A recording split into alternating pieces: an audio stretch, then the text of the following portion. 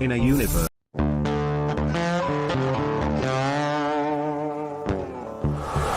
universe full of ideas, we draw lightness from the dark to a place where opposites attract.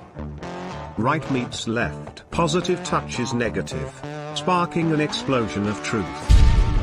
Because politics makes strange bedfellows.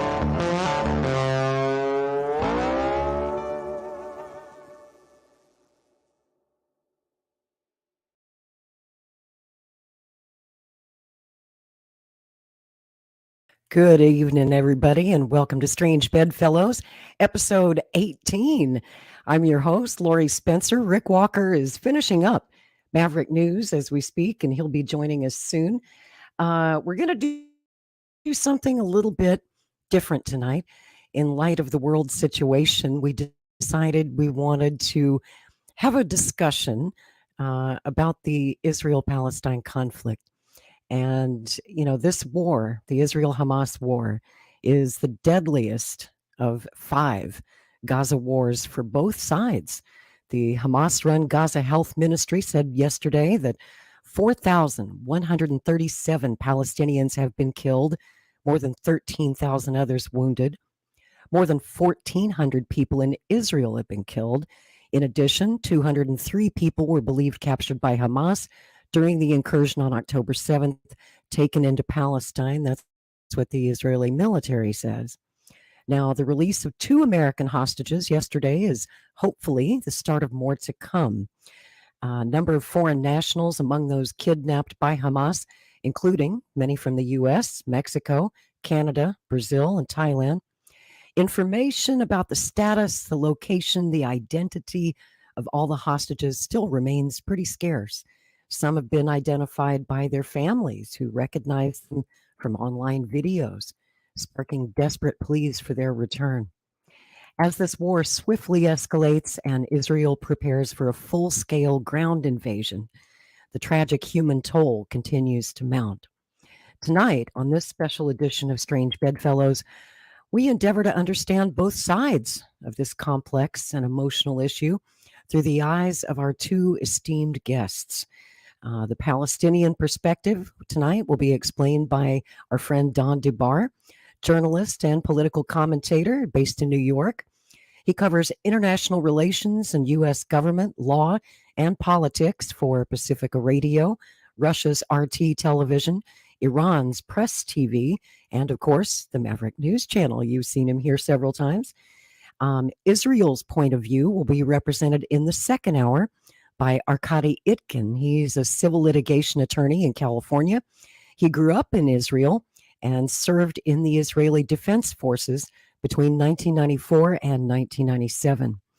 Arkady can be seen as a weekly commentator on Scott Ritter's U.S. Tour of Duty channel and also on our friend Kevin Michelizzi's American and Crimea channel, also a member of our Maverick News Network. So I'd like to give you a taste. We're going to start with Don DeBar tonight. And as you know, he is a commentator for Iranian TV, Press TV. And I'm going to show you one of his recent hits on Press TV since this conflict began and give you a taste of what he has to say. The Russian president has slammed the Israeli siege on Gaza as unacceptable, comparing it to the Nazi blockade of Leningrad in World War II. There is talk of military and non-military measures being taken against the Gaza Strip, as was the case during the siege of Leningrad in the Second World War. We know what that means, don't we? And I think it is unacceptable.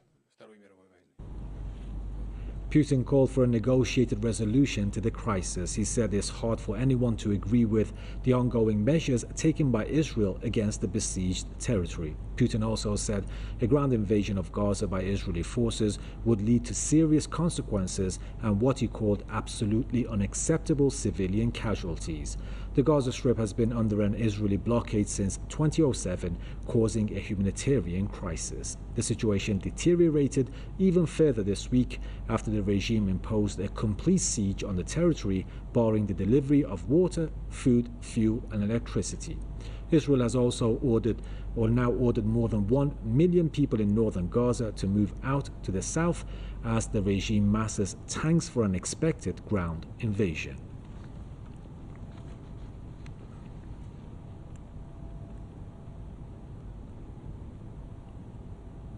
Now, to talk more on this, we are joined by Mr. Don DeBar, activist and commentator from Poland. He's currently in New York. And now, Mr. Don DeBar, welcome, sir. Thank you.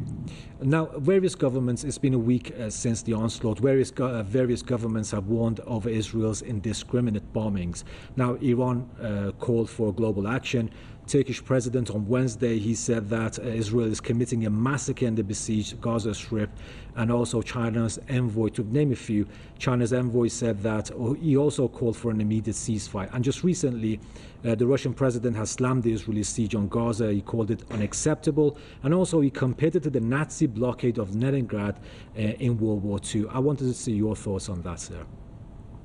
Well, certainly it's comparable to the Leningrad siege, with one exception, which is that lasted 3 years, I believe, 3.5 years, and this has been going on for 15 years.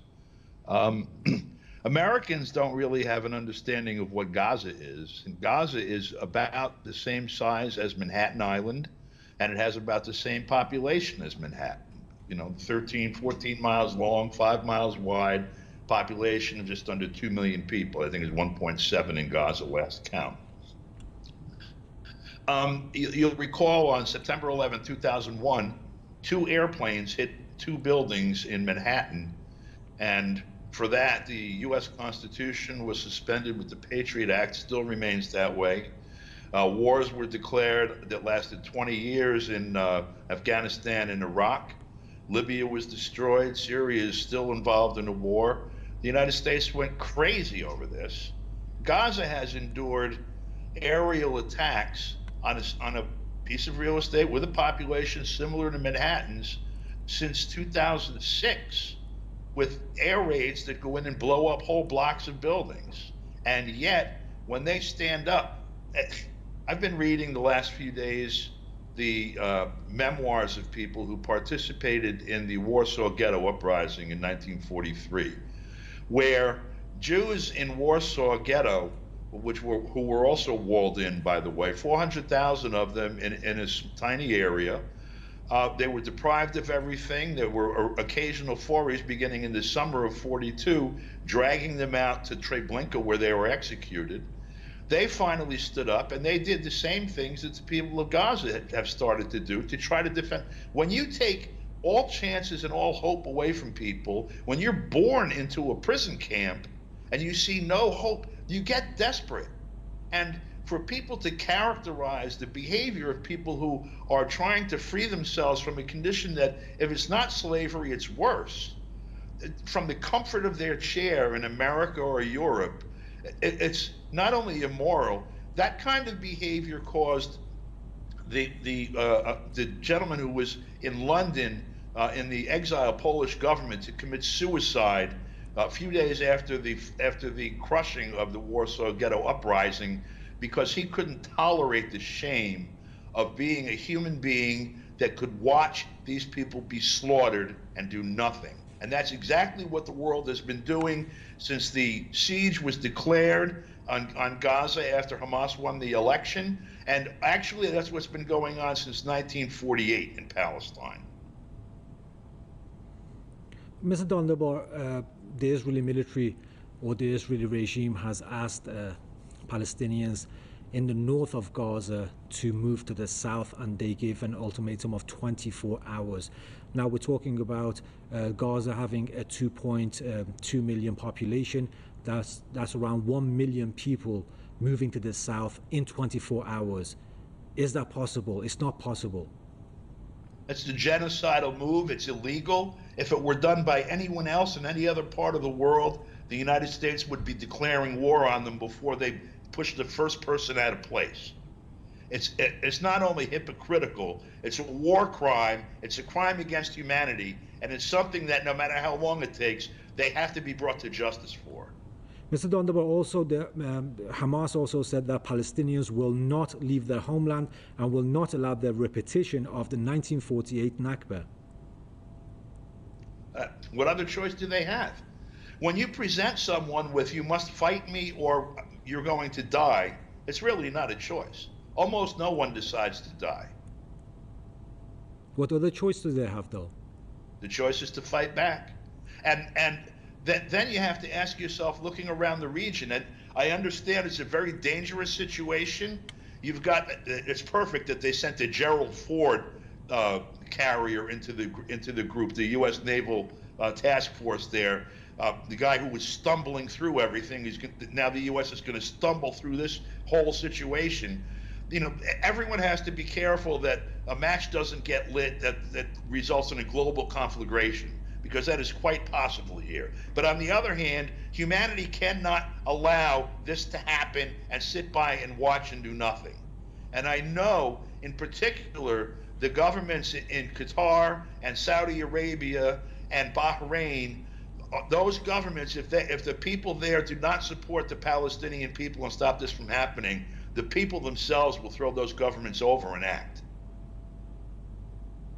Like you mentioned, Saudi Arabia, Mr. Dondabar, there's news in that Saudi Arabia puts its normalization with Israel on ice and engages with Iran amid the Gaza war. Your thoughts on that, sir? That's good news. The recent rapprochement between Saudi Arabia and Iran is very good news. And the political dynamics in that region have changed some, I think, favorably, and just in time for this catastrophe here. But I think that we have to make sure that these things are real and result in policy that expresses that rapprochement, rather than it being public relations posturing for the consumption of the domestic political situation. I think the Saudi leadership needs to recognize that they're in a position to act here, and they need to stop this from happening in Gaza immediately and find some way of brokering a true and just solution to this problem, which means a Palestinian state at a minimum. And honestly, there should be one state, Palestine, democratic, not anybody's particular private property, where everyone votes and everyone has a chance to be elected and everyone has exactly the same human and civil rights under the law. There you have it, Mr. Dondabar, activist and commentator from New York. It's always good to talk to you, sir. And we welcome back to Maverick News our friend Don DeBar. How's it going, Don? Great to see you. Great, Lori. How you doing? I'm doing okay. I'm hanging in there. Like you, I haven't slept much over the last 2 weeks. There's just too much going on I know. in the I feel world like of I'm fighting news. a two-front war. I'm afraid that's what it's turning into, as I see things heating up now on the Israel-Lebanon border. Yeah. And I wanted to bring people up to speed, or perhaps you can do a better job of that than I can. What is the latest now between Israel, Iran, Hezbollah, and the escalation of this war? To be honest, I've been away from the news for about 10 hours, so I'm just catching up now. I haven't seen any headlines in foreign news. Give me a second and let me see what I can call up here. But the situation as of this morning, I can speak to it. In essence, Iran and Hezbollah in Lebanon have said we're not going to allow the Israeli, assault, incursion, ground war, etc., into Gaza to take place. If you enter Gaza, Hezbollah says, we're going to be coming into Israel. Iran has said we're not going to stand by and watch Gaza be slaughtered. Israel has said, in essence, and has started to step up their bombing. They blew up a marketplace today, a neighborhood. There's dozens of more civilian deaths. The missiles have been fired back in retaliation, but they're really nothing compared to what, the United States isn't arming Gaza. and no one else of any consequences either. They have a limited amount of materials. They don't even have water, okay, and they don't have electricity, and so it's not an even battle. And Gaza is beginning to resemble Tripoli, like about a month into the U.S. bombing of Libya back in 2011. And already, it's only been a week that this has been happening. However, that happens in the context of bombings that have been taking place on a regular basis, in essence, since 2007. The election of Hamas in 2006 was rejected by Israel, in essence, and Israel declared practically they committed acts that under international law constitute acts of war.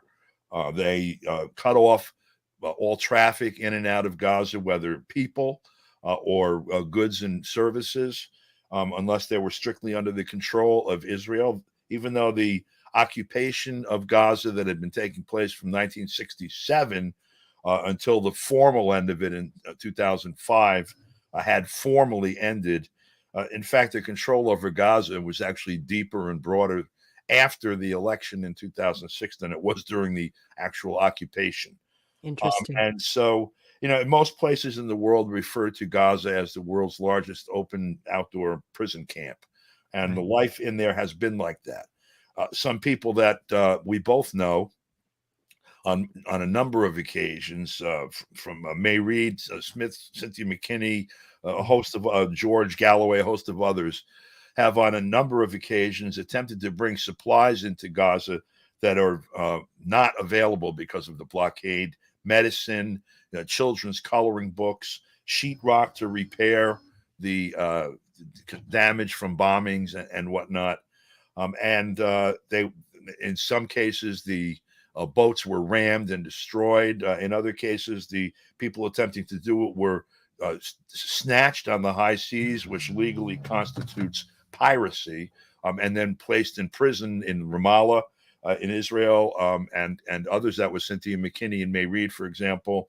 In some cases, I believe it was 9 of them, including 2 or 3 Americans, were executed on the deck of the boat by IDF personnel.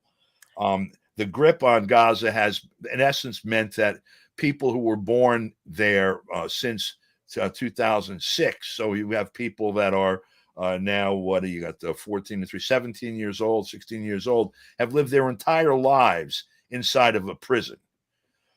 Those conditions are analogous to the conditions that existed in the Warsaw Ghetto that was created by the Nazis for what ended up being 400,000 Jews, beginning with the Nazi occupation of Warsaw and running up to 1943, when you had the Warsaw Ghetto uprising. There was pretty much identical condition until the Nazis came in at the very end and started dragging people out to Treblinka in 1942.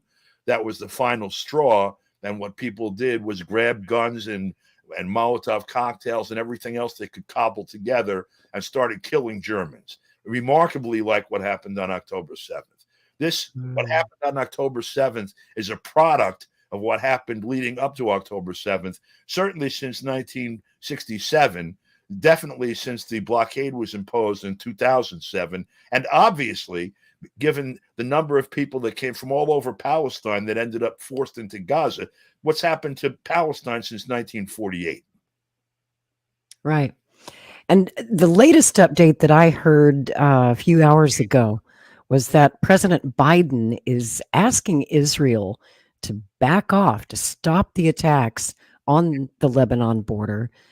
He's trying, he says, to talk to Iran, trying to prevent this from escalating further, which is a pretty wise move. I'm no fan of President Biden, but I hope that he's trying to prevent the entire Middle East from getting involved in this, because it's not a fair fight, Don. As you pointed out, one side has nuclear weapons and the other side doesn't. That's not even talking about the conventional firepower advantage that Israel has with our help, with the United States help. But yeah, I mean, one side has nukes, the other side doesn't. And it's a turkey shoot right now. Right. It's mass murder, and it's genocide. It's attempted genocide, and the purpose of look, it's literally the Wild West. And what do you mean by the Wild West? You had Europeans that were conquering territory that was occupied and utilized, and the source of life for Native Americans that had been living here for 1,000, 2,000, 3,000 years. Those people were murdered, and that land was stolen and is now occupied. I have friends that that are in favor of Israel, and some are Jewish and some are not. Just like I have friends that are opposed to even the concept of the Zionist state that are Jewish and not Jewish. Okay, right. The two things are not identical, and the whole political project of Zionism attempted to place in the minds of both Jewish people and everyone else that these two things are unitary, that they're one. And if you're against Israel, then you hate Jews. And we know how dangerous that is, and it's something that can't be tolerated. So therefore, the criticism of Israel can't be tolerated either, because it's the first step on the way to the extermination of Jews. Mm-hmm. It's a crock of nonsense. Okay, I'll be respectful of the medium here. There's a much stronger word that starts with B and ends in ul something. But it's not true. It's not true. So I'm talking with my friend I was in the title insurance business for 50 years. My job, and I'm an expert and qualified to testify in court, etc., on property rights, land property rights. So my friend that I worked with for about 30 or 40 years, who happens to be Jewish, he's sort of practicing and whatever, lives in Florida now. He retired.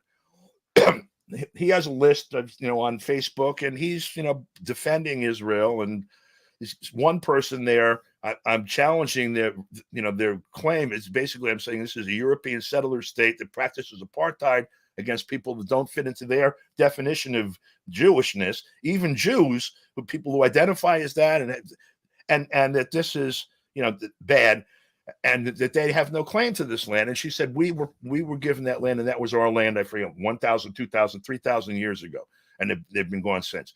So I said to her and my friend, both of whom live in Florida, good, I have some friends who are Seminoles, and I'm going to tell them that you are now going to welcome them to come to your property, evict you from your home, bulldoze it into the ground, and build a teepee on the property. And that this is fine with you because this is your understanding of property rights. Our second guest tonight, actually, Arkady Itkin, he had a pretty fiery debate with our friend Scott Ritter the other day on this topic, and he proposed the question. It's an interesting question. Since this is the United States and Canada, stolen land, what if, the Mexicans decided to come take their land back by force? How do you think the United States would respond? Please. They don't even let people keep their own land, let alone give up any of ours, quote unquote. Right. So, and the claims, okay, how remote are the claims? The Palestinians claim it's since 1948. They had the land until 1946, 47, whatever, when the war started, when the terrorism started. The acts that were taken by the Zionist groups that formed the state of Israel with the sanction of the United Nations at that point in time, they did it using the same military techniques that we call terrorism when other people use it. Non-state actors murdering people for political gain or political objectives. That's how the state of Israel was born. And by the way, the United States. And by the way, most states that have been constructed since the beginning of the period of imperialism on the former lands of indigenous peoples, in Philippines, Hawaii, Australia, all over Africa, all over wherever you want to go. That's the modality. So the Palestinians claim, they've only been evicted since 1948, in essence. The Native Americans, some of them have only been evicted since the beginning of the 20th century, others sometime in the 19th century, others sometime in the 18th century, and a very few in the 17th century. In the 1600s, you had Jamestown and some early settlements, and that's it. So their claims range from 80 years ago to 300-400 years ago. Now the claim, the only one that can be prosecuted, is the claim that's 2,000 or 3,000 years old. Well, I don't understand the logic of that, and I don't understand a legal theory that would support that either. And if someone has one, I would love to hash it out and would prepare for it, schedule it for some point, 2-3 weeks, a month, or whatever out, so we can both do our homework, and I'll debate anybody with that. Any two people, as a matter of fact. I'd love to host that debate. Sure, You're on. You can You're arrange on. to show up. So Absolutely. on that point, though, why not look at this? This continent was stolen, and the people that were here, many of them, were murdered. And in terms of genocides, that's the other thing. And I'm not comparing or belittling the horrible thing that was done to European Jews by the Nazis, and also over the history of Europe, by the way. Some in Russia, way back when, okay, right. The Spanish Inquisition, wherever you want to go. And by the way, what the Nazis did, there was full-on collaboration, either affirmative or negative, with almost the rest of Europe and the United States, because Jews, well, for example, what was his name? Ziegelboim, who committed suicide after the crushing of the Warsaw Ghetto Uprising. Right. He went around as a representative of the Polish government in exile and of the various Jewish groups in and around Poland. He went to the United States. He was in London. He went to Paris before Paris joined the Nazis. They say Paris fell before Paris joined the Nazis. He went all over the place looking for help. He should have gone to Moscow because he would have got help there, because Stalin would have helped. But nobody else would help. First, he wanted actual physical, material, military assistance to get the Nazis off their backs. And then it was asking, okay, then we want to leave Poland and we need a destination. Can we come to your house? And everybody was like, nope, stay there and fight and die. So, now, and he, at the end of that, goes back to London. They have the government in exile. He never lived beyond, I think it was May or June of 1943 when he committed suicide. And his suicide note was basically, I can't bear to live as a part of a species that could watch this happen and sit idly by and let it happen. I carry too much shame having any affiliation with that group of people, and I can't live with it anymore. And now we're all in exactly that same situation. I don't put it this way. If I were going to have to commit suicide, it means I'd have to commit a murder, because suicide is murder. If I'm going to commit murder, I've got about $6.5 billion to commit before I get to me over those conditions. Because if no one's going to help them, everyone else deserves to die too. If that's the penalty for it. I mean, I'm not saying it is, and I'm not saying I want to hurt anyone, but what he did, he was aiming at he was the only person that actually felt what should be done that strongly. And if you're going to have a world where people like that survive, that they don't commit suicide, they fight. You were speaking about Jews for Palestine, and there was a huge protest at the United States Capitol on Thursday. Absolutely true. Organized by Jews for Palestine. We've seen, protests on college campuses around the country, and now that's become a divisive issue. I want to show you a quick clip of just kind of what happened this week. Opposing rallies at Columbia, a die-in at Harvard. The latest protests are part of a long tradition of free speech on campus. But some law students are now finding their words can affect their future. Law firm Winston & Straw announced they rescinded a job offer to a top NYU law student this month after blaming Israel for the violence on October 7th. And law firm Davis Polk pulled 3 more offered to Harvard students for signing a similar statement. Now, a tenured professor has written an op-ed for the Wall Street Journal entitled, "Do Not Hire My Anti-Semitic Students." Free speech does not mean there's no consequences for free speech. Professor Stephen Solomon says he considers any justification of the Hamas attacks to be anti-Semitic hate speech. This is a professional setting. These are people who are to be trained as lawyers. They should not be going out as lawyers if they're advocating the murder and justifying the murder of innocent people. One Berkeley student group mentioned in the op-ed characterized the October 7th attacks as resistance to apartheid. In a statement to NBC News, the group calls the article a smear that wrongly conflates activism with anti-Semitism.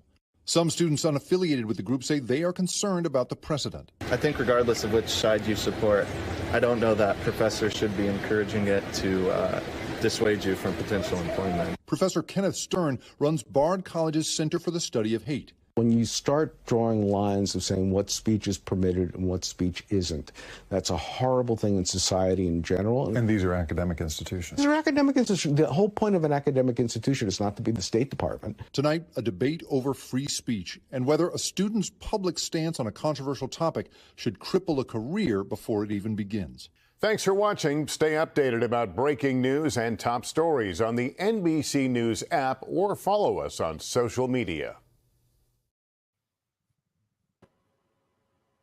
You know, that guy's a law professor. He ought to understand, he does understand that what he's doing, interfering with because he's promoting, he's actually affirmatively reaching out to people and saying, don't hire my students in the media. Literally. That's a tort. That's an interference with their ability to make money. It's legally a wrong. It's actionable. The guy ought to, number one, the first thing I would do is grieve him to the bar associate or to the wherever, whoever has jurisdiction, wherever he is. I mean, if he's at NYU, I assume he's admitted in New York. So they ought to file a grievance, you know, in New York County with the county bar and with the court and whatever the hell they used in New York City, and go after his license, because he should not even be practicing law. That's the first license they ought to go after. Whatever else he has to be teaching at NYU law, he should be nowhere near teaching students, particularly law students, when he's directly invoking violations or inducing violations of the U.S. Constitution. You're supposed to, when you're a lawyer, first of all, you're supposed to be upholding the Constitution. If you're instructing students, you're supposed to be, if you're going to instill any values in them, that. Because what you're basically doing is saying, look, this is the legal system that exists. This is the legal system you're going to operate in. You have to acknowledge that it's, you know, its legitimacy at the beginning. Or if you're going to fight it, you fight it from outside. Because we don't bring people into this system to pull the temple down on top of themselves. And so the guy shouldn't be a lawyer and he shouldn't be a teacher. Now, if he's something else, if he wants to work in a grocery store or something, then we organize a boycott and say, by the way, that guy's a bigot and he has no goddamn business doing this stuff in the first place. I'm going to bring in Rick Walker. By the way, I'm going to see Rick Walker, Maverick News, just joined us. Hello. Glad you could make it. Hello, friends. I'm going to let you pop off a couple of questions here. Your turn. Well, I'm trying to catch up because I was busy over there, you know, saying things that no doubt will get me in trouble at some point. So, you know, I probably should listen a little bit more before I start chiming in. But Don, I guess just I take it that you're on the pro-Palestine side and you are of the mindset that this is an occupation, colonization. Is that pretty much where we're at? You know, look, you have a nation state that exists in the 19th century and into the 20th century. The British conquer it. They do like they did pretty much everywhere else. And then they start making arrangements to change the character of it. They make an agreement with Rothschild, for example, and others. You know, you had a Zionist movement that really came into its own in the late 19th century.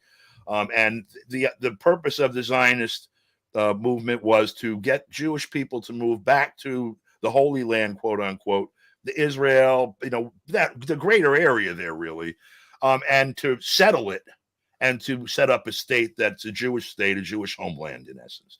The theory is that Jews are a nation, and it's pretty frightening actually. The definition of terms that's used to define that is actually very close to where the Nazis defined nations also.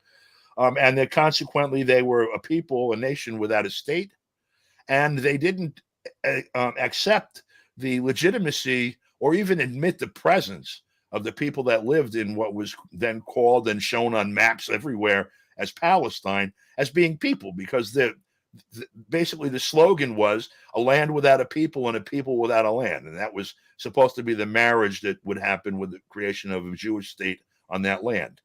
I don't know how else you refer to it other than it being a Euro-American or European settler state. And if you look at the distinction in the law between Jews and everyone else, it's an apartheid state too.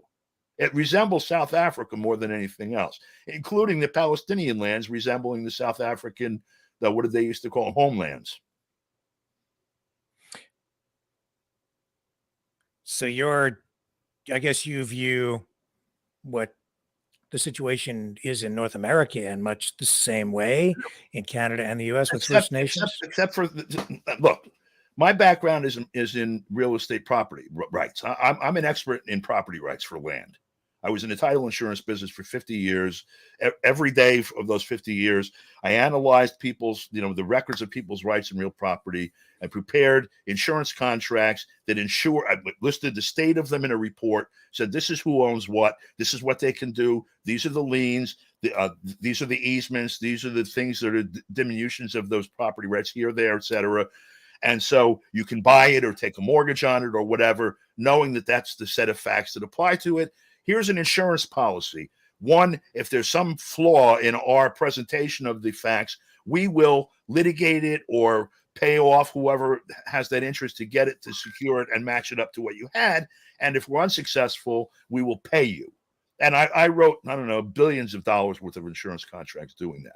So when I look at this stuff, but when I bought my house, a war wasn't fought over it. Well, it was a transaction. It was contractual. Right. A nation state didn't show up and back me, and I didn't back them, and I didn't sign a treaty with a nation with the colonialist power. Right. I bought a house based on codified law and property rights enshrined in a constitution. Right. Which dates back law. And in Canada, our history is a little bit different because, a lot of our First Nations actually fought with the British against you guys. Right. So we've got Chief Tecumseh and we have monuments to him all over the place here. And it gets pretty complicated because we have over, I think, 360 different First Nations communities and treaties that I can't even begin to number. That were established over many years. So, a lot of that stuff gets pretty complex. And, I think you have to be somewhat pragmatic about these things because, like it or not, the city of Toronto is there and it's a great big chunk of concrete. And I'm not exactly sure where it's supposed to go in 2023. And such is the case also with Israel. Like it or not, it's there. So where would you like the people to go? And then I have another question to follow up on that with after you give me, hopefully an answer that helps guide me to a place of greater understanding. I will. Okay. So the answer to this question, I guess it's formulated as a question. Mm-hmm. First of all, if you looked at the history of ownership of your house or whatever property you're dealing with, the method that we use to examine it, we start with somebody tells us I'm the owner of this property right now. We go to wherever the record repository is in Canada. Here in New York, it's in the county clerk's offices. In Connecticut, it's in the town clerk's offices. Elsewhere, it's in similar registry of deeds, whatever they call it. There's a government office that has copies of all of the deeds, mortgages, litigation affecting real estate, easements, everything else that affect property rights, real property rights. And what we do is we start with your name, and we look in the index and we find the deed that you got it by. And we look at the grantor, the person that conveyed to you their name. And we go back. It's called chaining title. Okay. And we look at who owned it all the way back to a point of origin. Here in New York, that point of origin is after the grant from the King of England to the first lord of the manor here. And then when that was divided up, who they conveyed to, etc. That point of origin is the point at which the people who lived here before were dispossessed by a variety of means by the Europeans. The Dutch here first, and then the English. And then the creation of what they used a manorial system first. In other words, you had a lord of the manor who owned the land and also was the government. It was a feudal arrangement. And then in the 18th century, in the British colonies, probably in Canada too, but I don't know that for a fact, they went from that system to a system where the same guy still owned all the land, but there was a separate government. They created colonial towns and then colonial counties. So we had the colony of New York And suddenly we had Westchester County, and we had the town of Phillipsburg, which is where 3 of the existing towns we have are now. And then after the Declaration of Independence, and as the various state governments began to be formed, I think it was in 1784 or something in New York, they created the state of New York, and now there were American townships, cities, towns, villages, etc.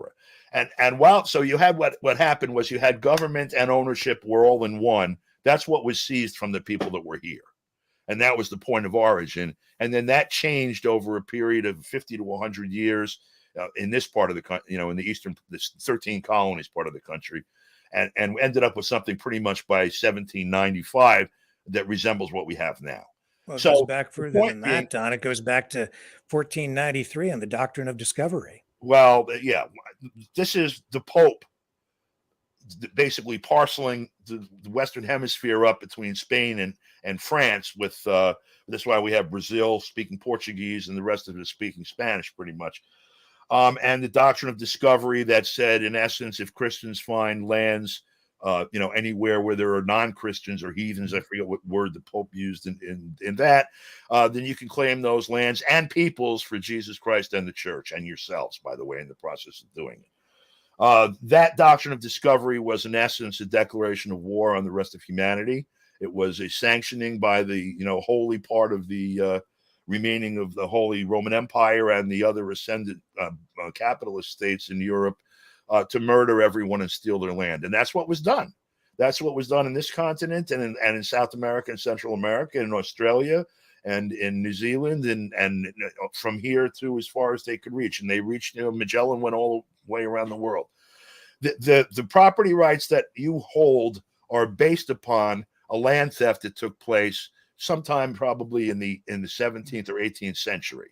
Now, and so you're saying that is so well settled that it shouldn't be disturbed. Okay, the land theft. No, don't put my words in my mouth. Don't put words in my mouth. I didn't say that, but you continue. Okay, but that seemed to be the because line. I'm all for First Nations peoples pursuing land claim settlements if there are still unsettled matters, and they have every right to go to court here, and they still pursue those matters to this very day, and they're actually increasingly successful. But anyway, I'm sorry. Do they have a right to hold their own courts and drag you people into those courts? As a matter of fact, yeah, they're in the process right now of establishing a dual legal system here in Canada, where if you're charged with a crime, for instance, if you're a First Nations person, you can choose which of the two legal systems you will travel through. And in addition to that, they're making additional provisions for land claim hearings. So same thing happening here in Oklahoma. Yeah. So a lot of progress is being made, but the point being, that is also based on today's reality and the treaties that were signed in the past and whether they were fair or just, and we're trying to navigate through these things in a way that allows us to live together, right? And First Nations leaders here in Canada, the legitimate leaders of these different communities, I think most of them are on board with this process. And, there's still a lot of anger and animosity, and a lot of it fueled by political narratives, honestly, because there's still a lot of jockeying that goes on where some people want power and some people want money and some people want the land, and there's corruption everything, as there always is. And so then there's the people who just want war. They just want to fight. There's that also. Pick up arms and fight about it. That's right.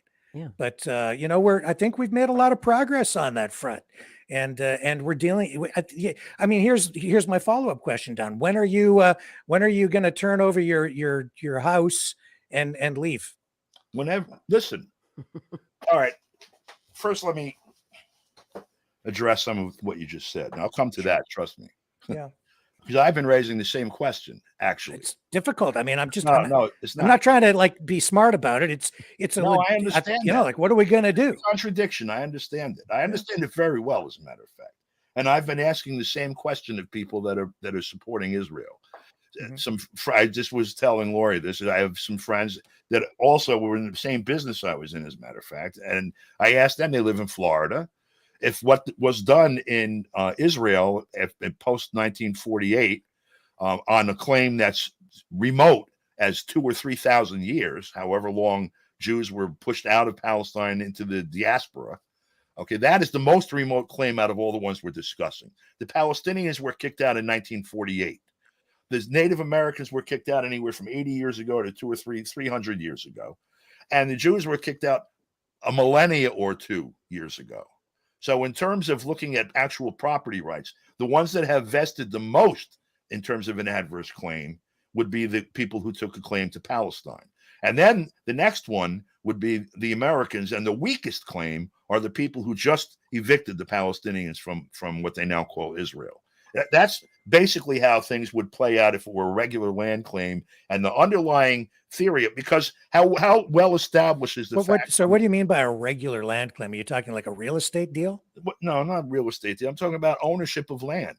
That's what we're talking about. I mean, when you're talking about a court system in Canada, for example, it's all well and good if a drunken driving or domestic violence or whatever kind of claim it is either handled in an alternate way, like with a tribal council or whatever. It depends on which court you're in. And when you start litigating the basic foundational ownership of Canada, not of a piece of land in the middle of Oklahoma or in the middle of, British Columbia or whatever, but Canada, then I'll understand that you actually have a court system that takes the position of the people who were here before as seriously as they take their own claim, which was based on genocide and land theft. And I feel the same way about the United States, and I feel the same way about Well, now we're down to the root question, isn't it? What constitutes a country and what legitimizes it? Well, right. That's true. That is exactly the question. Who has the most guns usually? That is the truth. Yep. Yeah. And so we have to look at all of these cases in that way. So first of all, right now you have people shooting at each other in Palestine. And what you're going to do when you settle that is establish some sort of a precedent, even if it's only a political one. It's going to have the form of a legal precedent, even if it doesn't have the effect of one, because there's no real body of law where you could establish precedents that would be binding on anyone else. We don't have a national or global government, and we have the United Nations. That isn't what that is.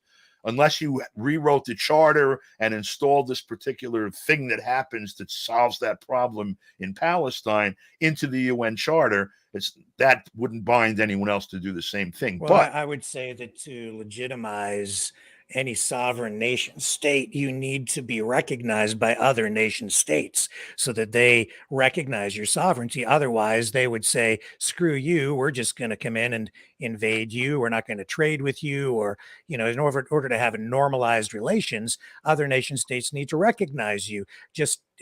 And when you go to war, as is the case right now in what we're dealing with in Ukraine, that is actually the root question right there. Does Ukraine have the right to sovereignty or not? And that's always kind of at the root of every war as well. This is why it's not like a real estate deal. It's not. It's a more complex question. Any country is really just a construct anyway. It's just something that human beings make up. And this land mass over here within this boundary line, this constitutes the land of elves, Elville country, right? And whether that's legitimate or not depends on whether you can defend it. So if you have enough guns to defend your sovereignty, or if you can persuade other countries not to invade you and take over your land. You can round up enough allies who have more guns than you do to lend you some guns and some bombs. That's exactly right. And then you become legitimate. If I could jump in here. Sure. Speaking of Ukraine and the Russia situation, you notice when President Biden gave his Oval Office address this week, somehow he ties this whole thing in Israel to Russia and Ukraine, and how this was his pitch to get the money that Congress denied him in the latest appropriations package, to get more money for his beloved war over there in Ukraine. So to tie these two things together, I'm going to show you a clip from a protest that happened yesterday on Capitol Hill regarding the Israel-Palestine conflict, and we'll discuss Where that. is your humanity? How do you look at one atrocity and say this is wrong? But you watch as bodies pile up, as neighborhoods are leveled. Israel has dropped more bombs in the last 10 days than we dropped in a whole year in Afghanistan. Where is your humanity? Where is your outrage? Where is your care for people?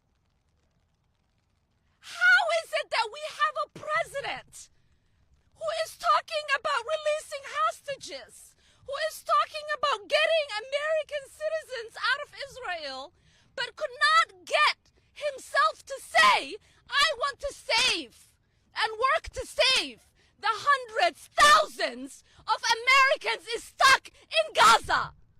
What is wrong with you? Question for Ilhan Omar and the Stupid Squad. What's wrong with them?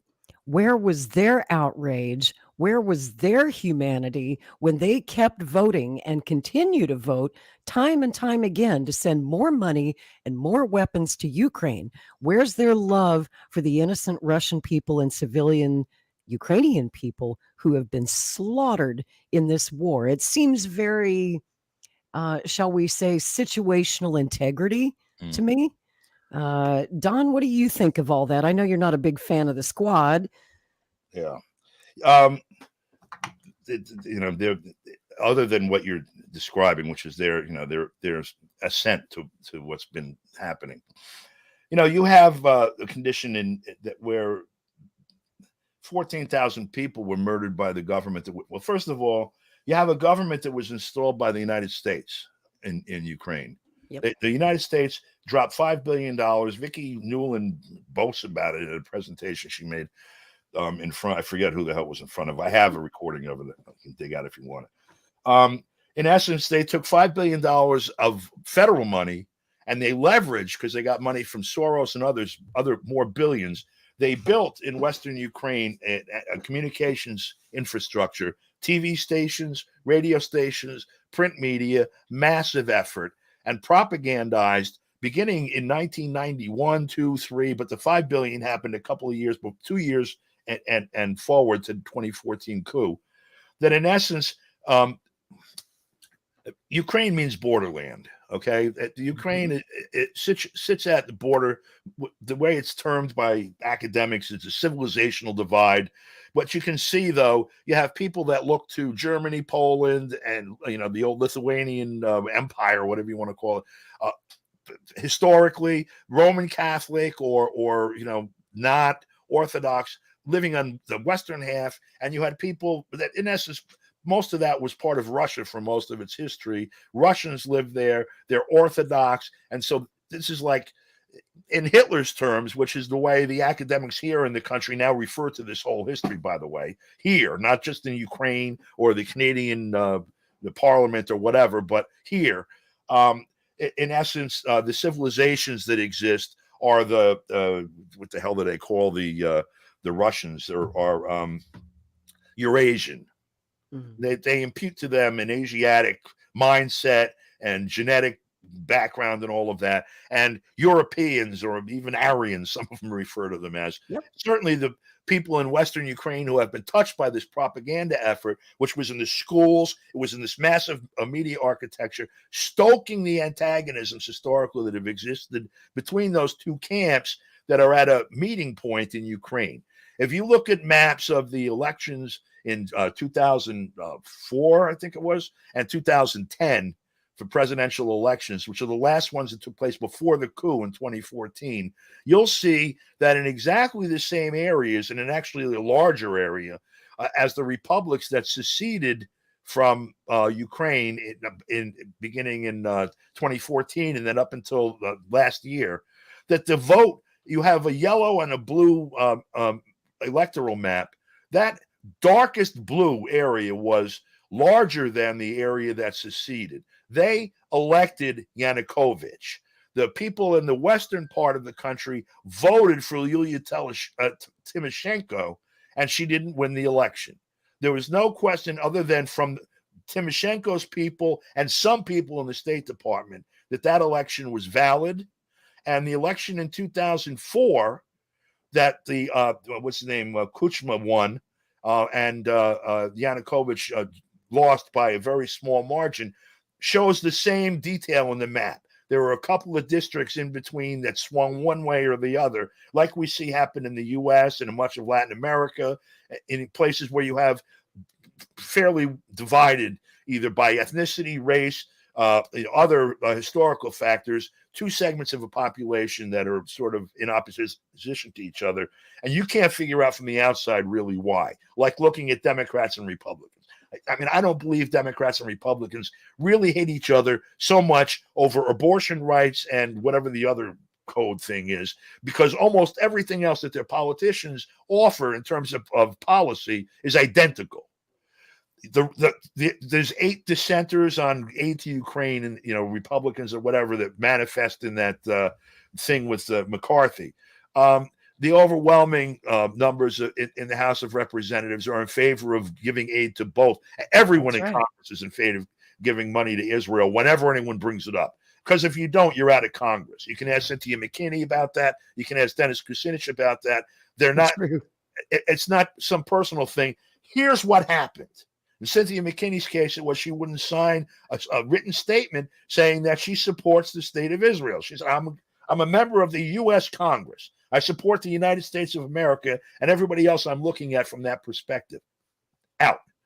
Dennis Kucinich, they didn't like the position he took on the war in Libya, and they didn't like the position he took with respect to the Palestinians. Out. That's the history of it here. Speaking of Dennis Kucinich, you've done a lot of reporting for us here at Maverick News on the Robert Kennedy campaign. Yep. Of course, last week, Dennis Kucinich, campaign manager for Kennedy, left quite suddenly, and it was came as a surprise even to a lot of people inside the campaign. Dennis is not giving interviews on it. He's not discussing it. But Don, I kind of wanted to get your thoughts on it and why you think that parting was necessary. Well, I know they hold different positions just publicly. I mean, I don't have any secrets, than anybody told me on either side. But I know Dennis, if you did, you wouldn't betray them. No, I would say that I can't speak about it. But the reason I'm saying I can't speak about it is because I didn't talk to anybody. Not that I, promised confidence or whatever. But looking at what's been said over time, and I've watched Dennis's career since he was mayor of Cleveland. Like Jerry Springer. And for example, when he ended up at Bobby Kennedy's campaign, and I reached out after I had gone up and seen that he was running, and I went up to Boston and all of that. The first contact I had with him, because I know him through Cynthia McKinney, who's one of my best friends, I told him that I had read his lawsuit cover to cover, the one that they brought to impose the War Powers Act on Obama in June of 2011 over the Libya war. And to prove it, what I did with the email I sent him, I appended copies of all the pleadings that I had on my hard drive. And so I've been following his career close and deep for a very long time. And his position on Palestine, Israel, is not very far from mine, and mine is essentially, this is a settler apartheid European state that occupies Palestine. He doesn't say it quite like that, but his position is a lot closer to that than to Robert Kennedy, who not only do I support Israel, but I was shocked to hear him say, and I support President Biden in the way he's handling this, because it sounded very odd to me from someone who's running against him. Especially someone running as an anti-war candidate, okay. And also as a contrarian, as an outsider or whatever. When the whole consensus position in Washington is that from the entire Congress, anyone who's ever said anything remotely supportive of the Palestinians has either been fired in the last weeks or has been made to do a mea culpa publicly. And so where Washington stands is very clear. And you know that the hand of the CIA is deeply involved in what goes on in that whole region, including in Israel. And for somebody that's running against the CIA, who's going to go in and clean it out so that it stops being an engine for war and profit for the military, to take a position supporting the president who's doing exactly that, just caught me a little funny. And so I maybe he's doing, I don't know what he's doing, and presumably he does. But, it's one thing to say I support Israel, because you have to say that in Washington or you don't get there. They'd stop you at the bridge or whatever. And it's another to say, to go way out and say I support the guy I'm supposedly running against. Trump, who's running against Biden, whether it was warranted or not, this is what you do when you run against somebody, said it's Biden's fault. Yeah.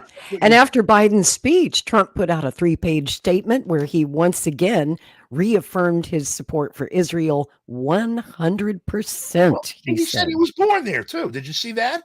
Yes, Biden said that. I was like, what? Yeah. And he just can't stop lying. He's such a pathological liar. I was born a poor Israeli child. I mean, whatever, dude. Like a Steve Martin trope or something, Exactly. Straight out of The Jerk. Yep, Speaking of jerks, I'm going to play you a clip here before we close out your hour. This is a clip from Al Arabiya TV. Yeah, the journalist is Rasha Nabil. I hope I pronounced her name correctly. She's interviewing here the leader of Hamas, Khalid Mashal.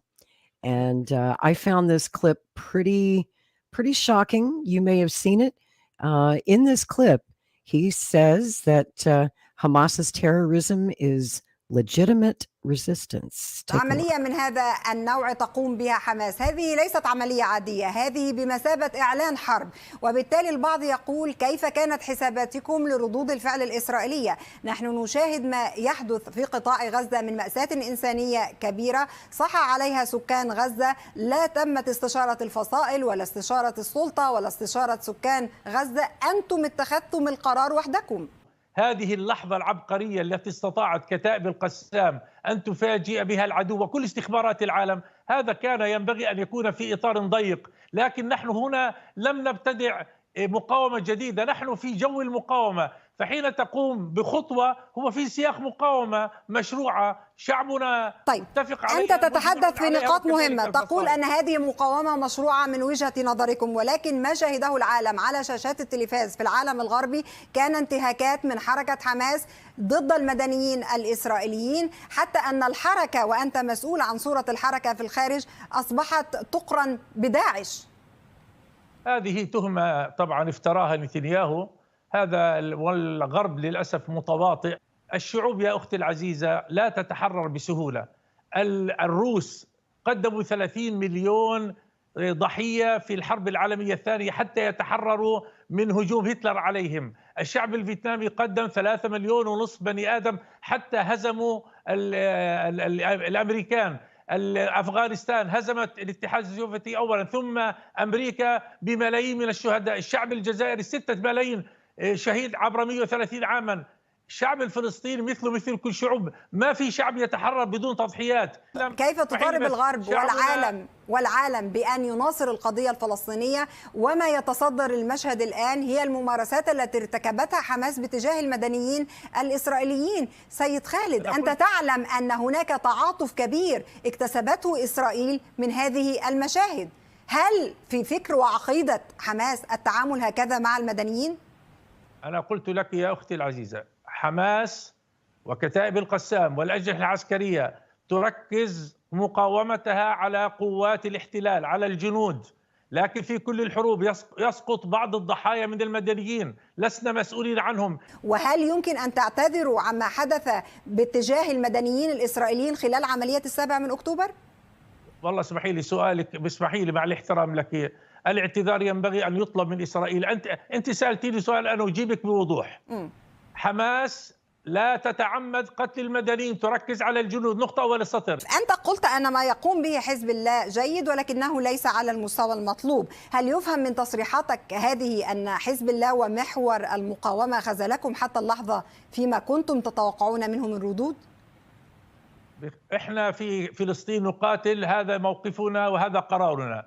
بقية خارج فلسطين كل من يقف معنا نقول له شكرا. حزب الله في لبنان الآن الجبهة اللبنانية مشتعلة، وهذا يشكر عليه سواء الأداء اللبناني أو الفلسطيني من كل الأطياف، وحزب الله طبعا دوره فاعل هناك. ما قامت به هذه الاشتباكات في جنوب لبنان جيدة وأسندت القضية، لكن حجم المعركة لما يكون العنوان طوفان الأقصى وهذه الجريمة النكراء على غزة لا شك المطلوب أكبر، لكن لا ينبغي أن نركز على لبنان وعلى حزب الله فقط. تعالوا نركز على بلادنا، في دول طوق هنا. مصر العظيمة اللي خاضت حروب كبيرة، اليوم الشارع المصري يغلي. تحية للشعب المصري، نريد منه المزيد.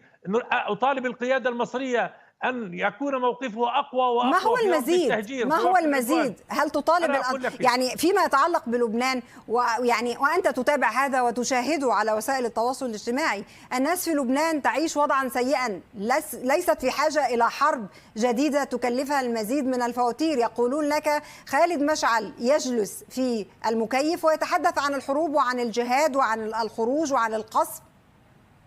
نحن في قلب المعركة يا أختي الكريمة، ما حد جالس في الميدان ولا حد برا الميدان. قيادة حماس في الداخل والخارج تخوض المعركة. أنتم أقدمتم على هذه الخطوة وهي العملية 7 أكتوبر، والآن تطالبون العرب بالتدخل. العرب لم يكن شركاء معكم في اتخاذ هذا القرار.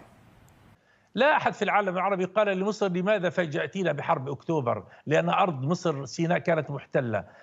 الناس ممكن تعتب على دولة عربية إذا انفردت بقرار إذا خاضت حرب هجومية ضد جار ولا ضد طرف آخر، أما عندما يكون شعب تحت الاحتلال هذا حقه الطبيعي. لا أحد يسألنا لماذا فعلتم ونسقتم أو لم تنسقوا. هل قامت إيران حتى اللحظة بما كنتم تتوقعون منها؟ هي كانت تتحدث في مراحل سابقة عن إزالة إسرائيل. وظيفتنا أن نطلب وأن نذكر، أما كل واحد يتحمل قراره. كيف تفكرون في التعامل مع ملف الرهائن؟ ماذا مقابل ماذا؟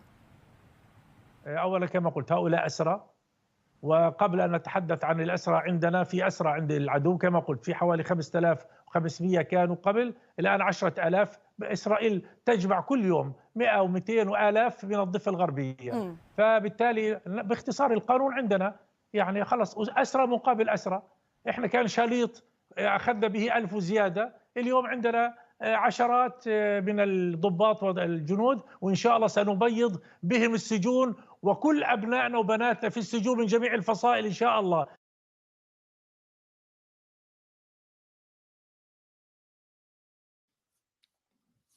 Okay, so that was Al Arabiya. Is that what she said? Yeah, I guess so. Okay, so Al Arabiya is Saudi-owned. It's owned by the Saudi royal family. Saudi royal family is in an interesting position politically here. The people of Saudi Arabia, support the Palestinians 100%. The government of Saudi Arabia was actually in the process of, the Abraham Accords and the history of it, of accommodating Israel, that were really accommodating the United States because they're making money selling oil to the United States and to Europe, and et cetera. And the government there really is a quisling government that, services the West. There's a, very deep entanglement over petrodollars and other things. And they are the stewards of that. In essence, that's their job inside the global economy and global political economy. And so this entire situation presents them with a real problem because they are being asked, and it's assumed that they're going to participate in preventing this slaughter that is about to happen. It's in the process of happening of Gaza. For whatever motive or moral judgment one wants to make on what happened on the 7th with the attack by Hamas on both Israeli military and it's a war crime. That's what it is. It's a crime against humanity. It's one of many. Okay, yes. Yep. It's one in a succession, and it's one that's precipitated. I mean, Israel is declaring, in essence, whatever this was, we're going to do it back to you 10 times. Which is a war crime. If it's a war crime, we're going to commit a war crime 10 times the size of that. Now, the people in the region that are watching this are familiar with the history of this region, even if Americans and Canadians and Europeans are not. And their objective measure of it is that we were all here before 1948 or before 1910 or whenever the migration started happening. And these people came in here from Europe and America, and then they took this land away from the people who lived on it, and they slaughtered a bunch of them, and they stole their land. And we think that's wrong, and they should get the hell out. That's the position of most of the people on the ground in these countries, regardless of what their governments are doing. But there's been sort of a modus vivendi worked out where the people stay docile and the governments kind of keep an invisible hand on things. And the situation inside Israel and Palestine, even when it explodes, doesn't get too ridiculously out of hand. That has changed. And now the Saudi leadership has to consider the possibility. They've already acted in response to this. All right, they've backed away officially from their position of a rapprochement with Israel. They've actually had this deal brokered where they've reached a rapprochement of sorts with both Iran and Syria, and they're taking sort of a similar public position on what should happen. They're calling on the Israelis to back off and not go into Gaza. The problem is that when the Israelis do go into Gaza, if the Saudis don't act, there's a very real possibility that the people will throw the government over and install someone or demand that someone come to power that will aid affirmatively the Palestinian people militarily. That is a very real possibility. And obviously the repercussions for the global economy, let alone for the regional, military situation, they're very grave. I don't think it's possible to put that particular, to smother that smoldering condition with any kind of water, political water, giving them more money, allowing a rise in the price, all the things that all the palliatives you normally have. I don't think they'll work. And I think that what's happening is that there's a mindset in the another thing you have driving this is that Netanyahu is not popular, and he stands on a very shaky coalition. And the minute he's not prime minister, he's vulnerable to criminal prosecution, and there's a litany of criminal cases piled up waiting for him. And he goes to prison pretty quickly after he's not prime minister. And so the only way he really can remain prime minister, apparently in his mind, is this, well, when we're at war, everyone supports, the government. And so he has an affirmative incentive to not let this thing fizzle out. People are in the streets across Israel protesting him, some protesting him because, he allowed this to happen in the first place. Others protesting him because he's, threatening to turn this whole thing into a giant conflagration. And so he is standing on real shaky ground, and the only lever he has is to intensify the war, basically to kill more Palestinians and satisfy a bloodlust that partly was induced by this, certainly was massaged by this latest action, but that's been there as the glue under increasing settlements and pushing more Palestinians further and further back. This is something that each one of the wars in 67 and 73 and whatever intensified. And the government has been moving to the right steadily over the last 60 years, basically. Netanyahu, when he first came to power 20 years ago or whatever, he was the far right of the political establishment at that time. He is now the most left member of the governing coalition. And one of the strong legs that government stands on makes him look like, I won't say a liberal, beyond that, like a an ultra liberal. That's a fact on the ground in Israel also. Well, this is the fact in Toronto today. We have smoke bombs. We seem to use some sort of weapons here. We are bringing these weapons to the oh shit.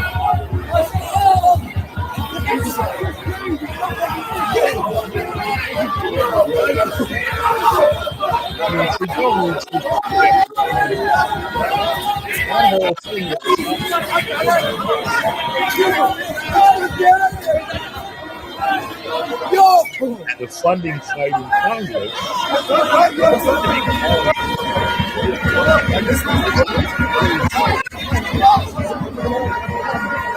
Solves a lot of political problems that had arisen very recently for people in Washington, people in Ottawa, people in European capitals too.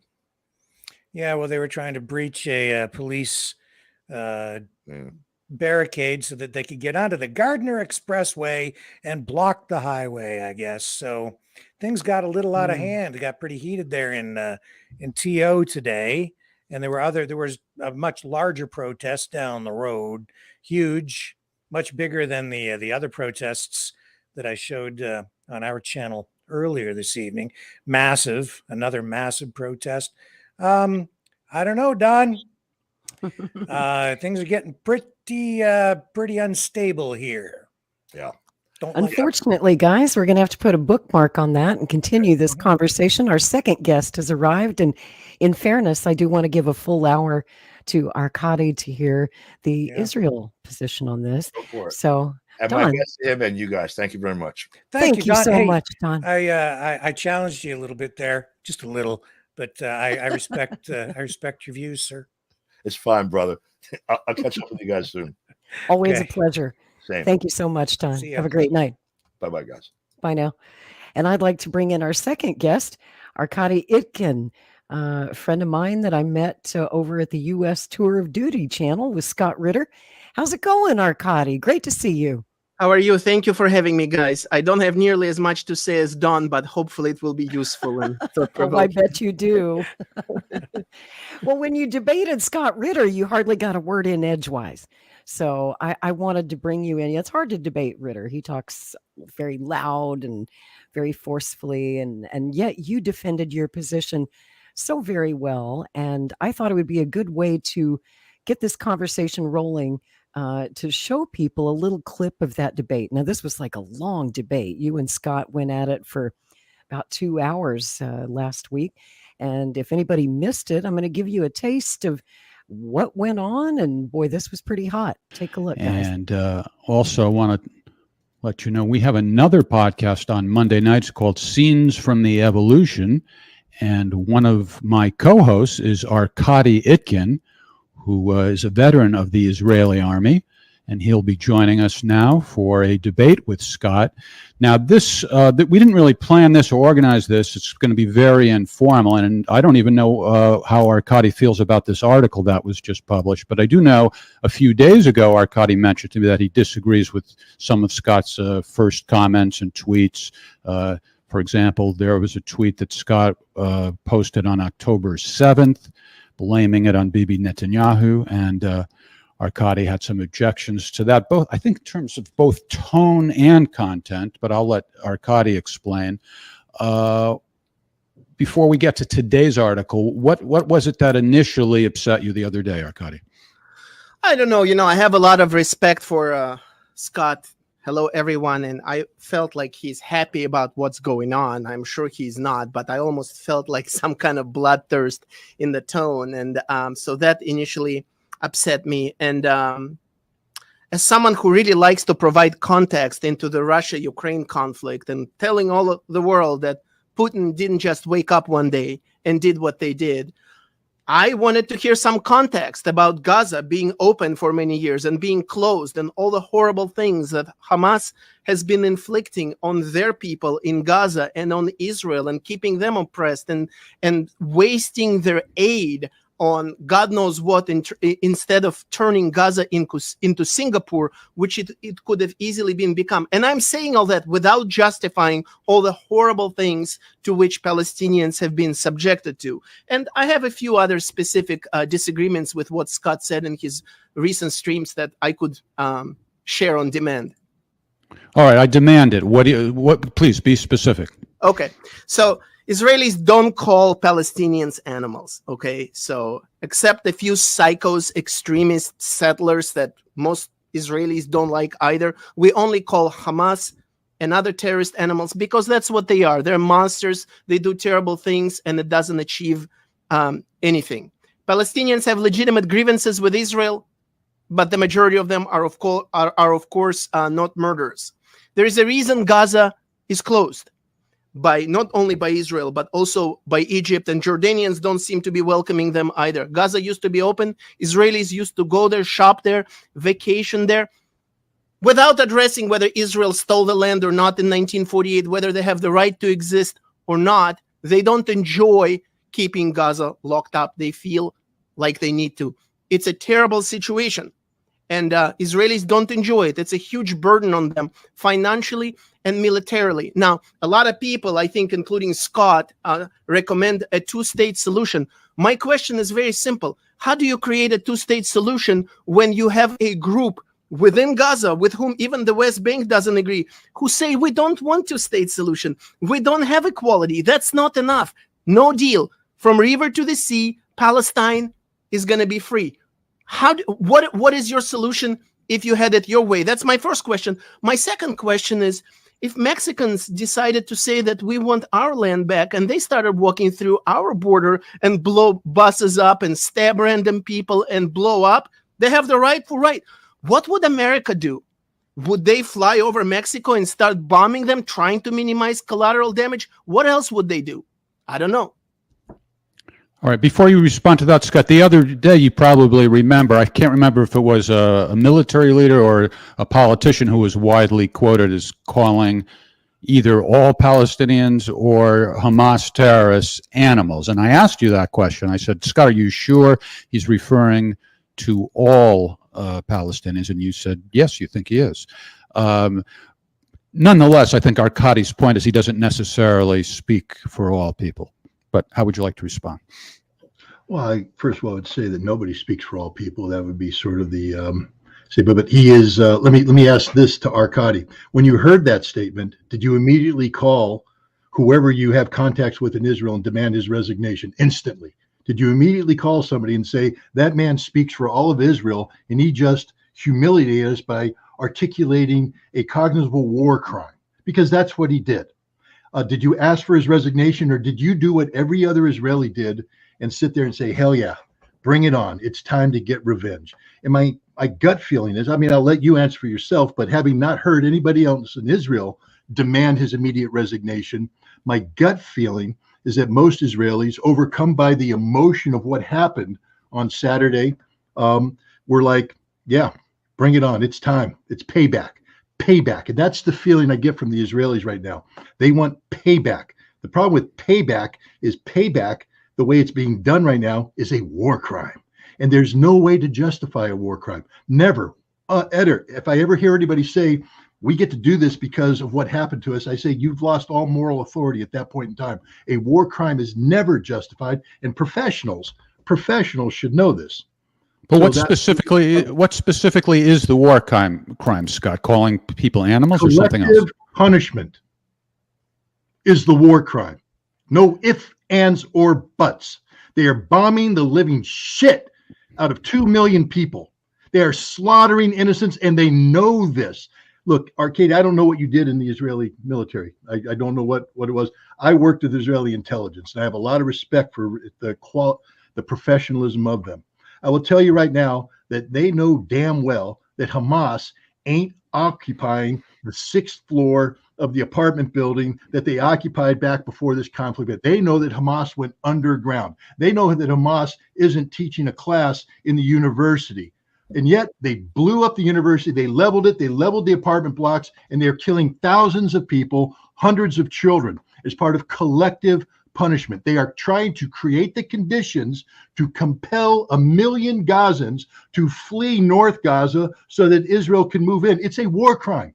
It's a war crime, plain and simple. No ifs, ands, or buts, but nobody is talking about it because it's payback. It's payback. Boy, I tell you what, Scott Ritter has taken an abrupt turn. He's gone a full 180. You know, this is a guy who used to work with Israeli intelligence, was very pro-Israel. Just last week, he put out an article saying, this is why I no longer support Israel. And he's turned I mean, just today he put out a tweet that even shocked me. And I love Scott dearly, but I mean, his emotions are involved. The tweet said, "Fuck Israel, damn them all, God damn them all to hell," was what he said. So Arkady, I know you didn't get a chance to say much in that debate with Ritter. You did your best. It's hard to debate that guy. So I wanted to give you a chance to come on the show tonight, spend an hour with us. We promise not to interrupt. And let you tell us, from your perspective, because you grew up in Israel, you served in the IDF, and I'd like to hear your thoughts. Absolutely. Thank you. And feel free to interrupt because I want to answer as many questions. I also want to say that Scott Ritter, I thought, was remarkably easy to debate. I think he was less aggressive with me, which I appreciated too. So I actually listened to Dan and Rick's debate. I'm siding much more with Rick. Almost every question that Rick asked and every response came into my mind. But let me say by way of introduction that my views are very typical of a mainstream Israeli who is non-religious, not settler, not too fanatical one way or another. And by that, I mean not someone who wants the whole thing or someone who wants to give everything away. I'm your average, mainstream, typical Tel Aviv, maybe slightly away from the left Israeli. And I don't want to be pro-Israel and I don't want to be pro-Palestine. I want to be pro-solution. Now, one thing, if you ever travel to Israel, you will see, it will be very refreshing to you, is that the majority of Israelis recognize the problems they have, the problems that the Palestinians have. They want solution. They recognize the injustices, the historic injustices that occurred to Palestinians. Also, you will see many wonderful things. I think we have Maayan here who talked about Israeli Arabs, how many of them do so well in Israel, how many Palestinians live quite well in Ramallah and Nablus. And I haven't been to Gaza, but it's not all bad and it's not all dark, especially during peacetime. There's a lot of things to be proud of. And there are a lot of people get along. Palestinians, when things are peaceful, when the checkpoints are open, they come, they work, they make a good living, they go back home. They have nice lives. Now, do they have all the rights that they should have? No, it's an issue and it needs to be addressed. Freedom of travel, freedom of employment, freedom of purchasing real estate in this area versus this area. Are settlements that are expanding an issue? Absolutely. So from my perspective, both sides are right and both sides are wrong. And I see two problems. I've been thinking about it over the last few days. I see two problems. Number one, this Zionist, homeland-loving, Bibi type attitude of, I'm going to make it really hard on the other side to negotiate anything. I'm going to try to get as much as I can out of this deal because I got to protect my Jewish state. This has to be Jewish state, the Zionism. The other side is Hamas. Like I mentioned with Scott, they don't want equality. You just saw this interview. If you had any doubts when you played that interview with the Hamas leader, they want war for the sake of war. Their charter calls for decimation of Jews, period, not just Israel. Literally then you hear chants from the river to the sea. I went to this nice vigil in San Francisco the other day, and all of a sudden I hear glory to the martyrs. Are you kidding me? I mean, I can't imagine how that would make you feel when you hear that. I mean, the delusion, and I mean, to me, it looked like a circus. I mean, I'm used to it, but to hear it in San Francisco from white people who couldn't find it on a map, who couldn't find Gaza on a map, glory to the martyrs. Do you understand what you're saying? So, two-state solution that everybody's talking about. How do you achieve that if you have a group, at least one group, that says we will not rest our arms until Israel is over, and the other loftier goal is the Jews are over. Now, Golda Meir said something back in the day that's still true. If Israel puts its arms down, there will be no longer Israel. There's no question about it. If the other side puts their arms down, there will be peace, no question about it. I'll just make caveat, peace, but there will be issues of discrimination, of certain issues relating to occupation and non-equality of rights between Israelis and Palestinians that will have to be worked out. But there will be no violence. Let me address a few things that Dan says. I reject any justification of what happened on October 7th. Not a single time an Israeli soldier or whatever went on the streets with a machine gun and started shooting random people or going into houses, kidnapping people. Is there police brutality? Sometimes. Are there incidents among Israeli army? Absolutely, yes. Just like in any other military. Is there collateral damage when you're walking around with a gun and you're arresting people, you're searching for people who cause problems, and you accidentally shoot the wrong people or you bomb the wrong people? Absolutely. Like in any war. So there's no justification for what happened to October 7 because it was disgusting. It was completely unproductive. It achieved nothing. It only caused a lot of harm to everyone, including Palestinians. I reject any type of comparison to concentration camps. Are you kidding me? Are you really being literal? You're comparing people who were starved and gassed for nothing to some issues, some legitimate issues that Palestinians have with the freedom of travel and freedom of rights. Sounds to me like a bit of an exaggeration. And it doesn't help the credibility of people who compare it to South African apartheid and puppeting all these terms like apartheid and concentration camp. I like what Rick Walker said. We need to be pragmatic, and I want to be pragmatic. Bibi probably has to go. Hamas has to go. Bibi will be gone sooner or later, one way or the other. I don't know if Hamas will be gone.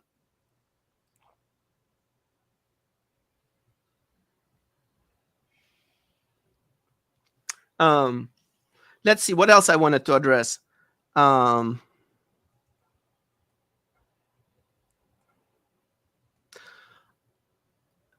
This leftist attitude of justifying horrible things, like justifying looting and rioting during George Floyd riots, or justifying October 7th, saying that you have to look at it in a context. No, when you do that, you can justify any crime.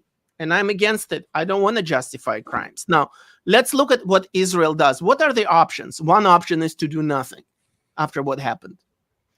They know very well, based on history, what will happen. The vultures will smell blood and they will attack them.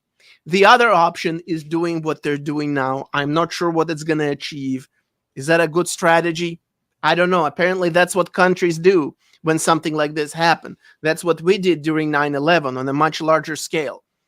I don't know what they're planning and what the outcome that they're looking for and how they're going to root out the ideology. Maybe they want to inflict a serious blow to Hamas, and they're hoping that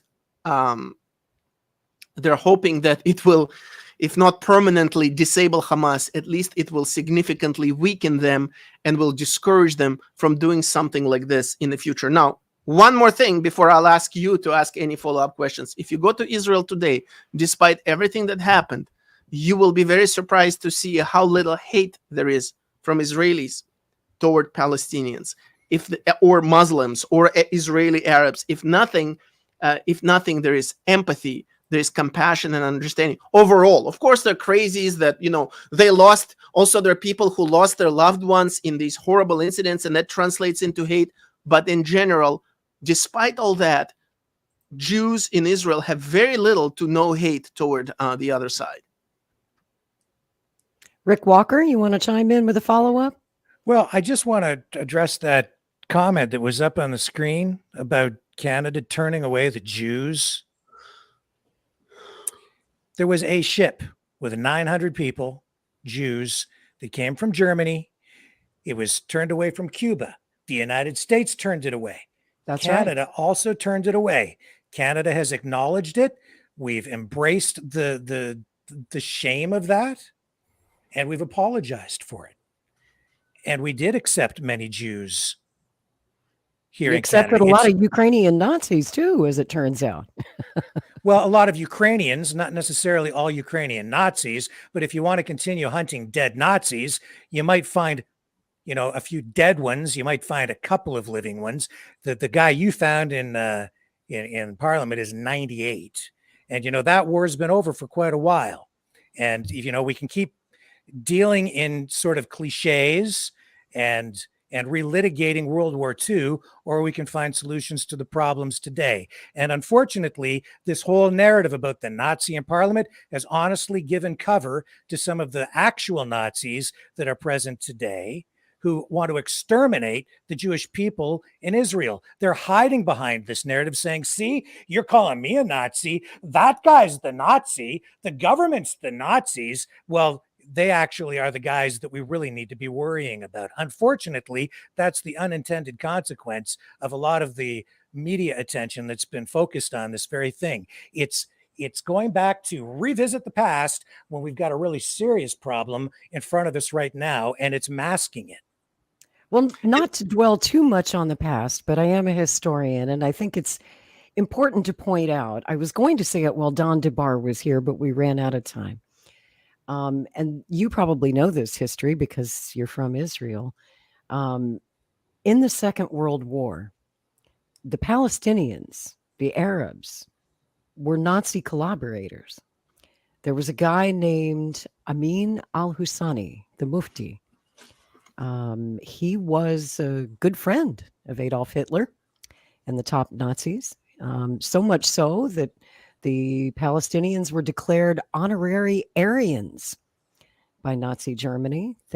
Basically, al-Husani, I liken him to the Stefan Bandera of Palestine. They were fighting the Allies for the same reasons that Bandera and the Ukrainian nationalists were doing it.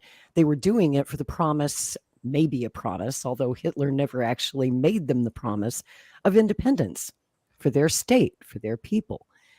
That's the reason the Ukrainian nationalists joined forces with Nazi Germany. That's the reason why the Palestinians, the Arabs, were fighting on the side of the Axis. Also, people say, well, that's ancient history. It doesn't matter now, but it does. Al-Husani was a mentor and a cousin of Yasser Arafat. And the Muslim Brotherhood and the PLO and all that started there. To this day, folks, in certain sectors of the Palestinian resistance, al-Husani is still looked upon as a hero, and Adolf Hitler is still looked upon as a hero. Do you like to comment, Arkady? Yeah, very interesting information that I've become recently aware of too. I don't want to label and I don't want to believe that Palestinians are real Nazis, but to the extent that they've been brainwashed through cartoons, through movies, through the pictures of martyrs on every wall in the West Bank, and I'm sure in Gaza, to hate Israel and to hate Jews for every little thing. If that makes them Nazis, maybe. But going back to this issue of property, all this discussion with Dan about property rights that we created the rules in the West, and who was there first. Again, it's not productive. It's not pragmatic. Just like people wouldn't like if Russia said, well, Kiev became Russian in 1667 or whatever, when it was conceded in the war with Poland. Going back 3,000 years, 50 years, 100 years is unproductive and it's not pragmatic. It doesn't solve the problem. Just like Rick said earlier, Jews have to live there, Palestinians have to live there. And back to what Scott said, with which I agreed, we need to find compromise. And compromise will be possible if one side decides that they don't want the complete extermination of the other side. I don't care how many people out there call Israel genocidal state, ethnic cleansing. No one is looking to genocide Palestinians. Israel needs Palestinians. I'm sorry to sound so condescending. They need the labor for all the major construction. They need the farmers. They need the people who work. They need the workforce, if nothing else. Now, are they going the best way about achieving whatever goals they have with regard to Hamas? You can argue about that. Are unfortunate things happen when you have this conflict? Sure.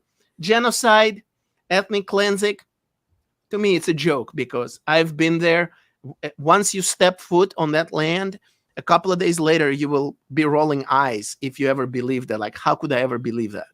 So on the inverse of that, we hear from the pro-Palestinian side that, and there's the comment right there on the screen, that Israel, the Zionists, are the current day Nazis. What is your response to that? There is a group of settlers that are very extreme, that believe that they're entitled to be somewhere over everyone else. Many of them come from America. If that makes them Nazis, possibly. To label the entire country as Nazis is ridiculous, and it's not even worth addressing. And any person who feels that way, they owe it to themselves, if they feel that strongly, to travel, to talk to Israelis, to talk to Israeli Arabs, to talk to Palestinians. Many of the Arabs and Palestinians will be afraid to talk on the camera. They don't want to be on the camera. No Israeli is afraid to be on the camera. Bring it on, right? And then it will clarify their own misconceptions to them.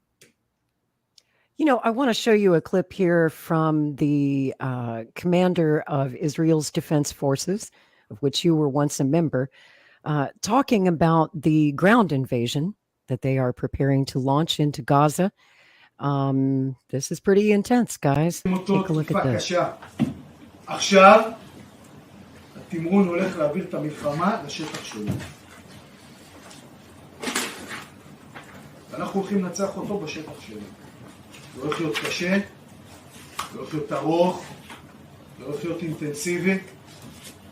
טובי המפקדים של הצבא פה, טובי הלוחמים של הצבא פה, המפקדות הכי טובות שלנו, הכוחות הכי טובים שלנו, אתם. אני מאמין בכם אמונה גדולה, שלמה, אמיתית, יסודית. אני מאמין בכוח, במקצועיות ובעיקר ברוח של כולם, שתביא אותנו לניצחון.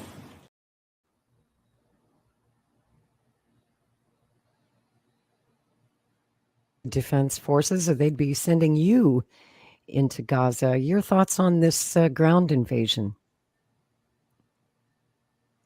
You know, I'm very concerned. I don't know if it's the best option, but is there a better option? I don't quite understand what they're trying to achieve and how they're going to go about it. Is it a suicide mission? Is it worth it? Is it worth sacrificing a lot of people in an urban warfare, which is guaranteed to be very difficult and full of surprises?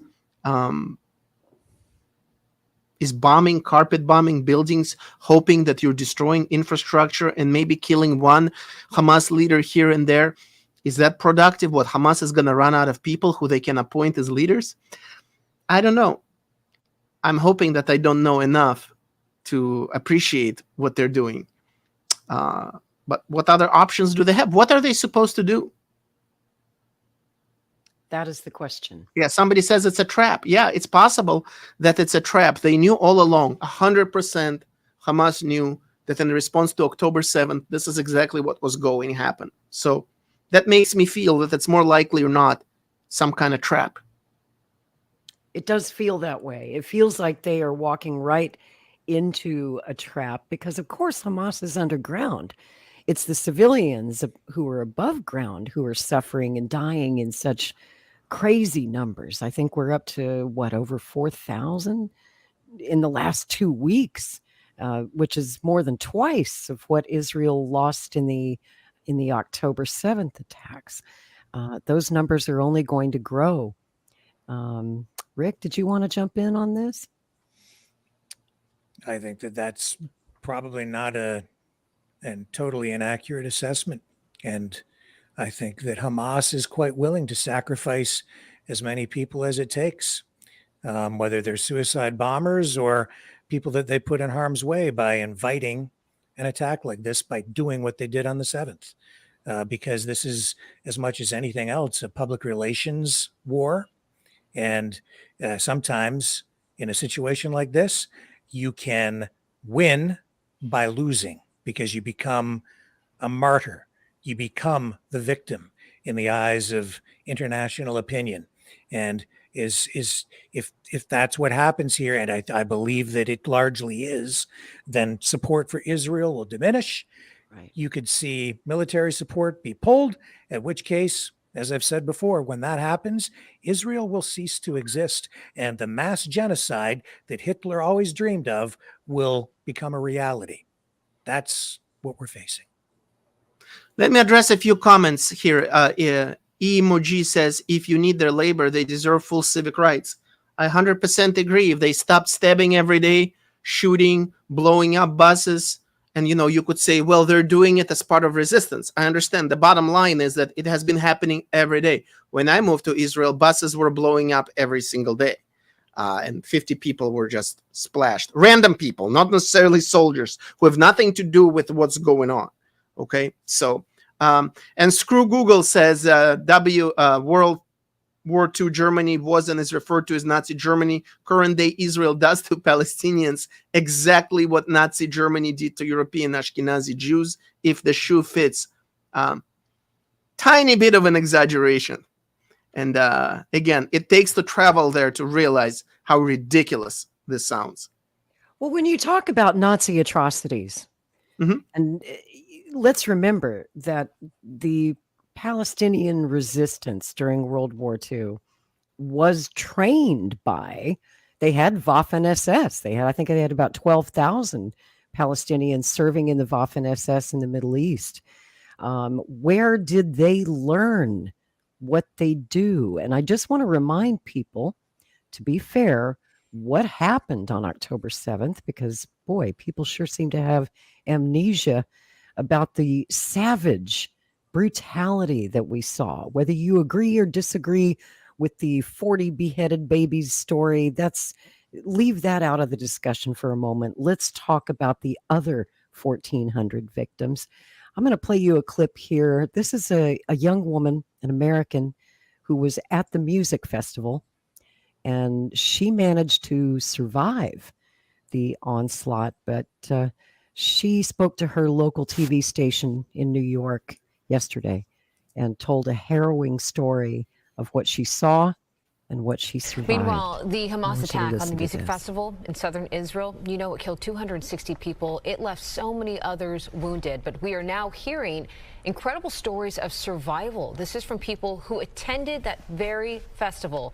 Natalie Sanandaji of Great Neck, Long Island, she was there when she literally ran for her life when rockets began flying overhead.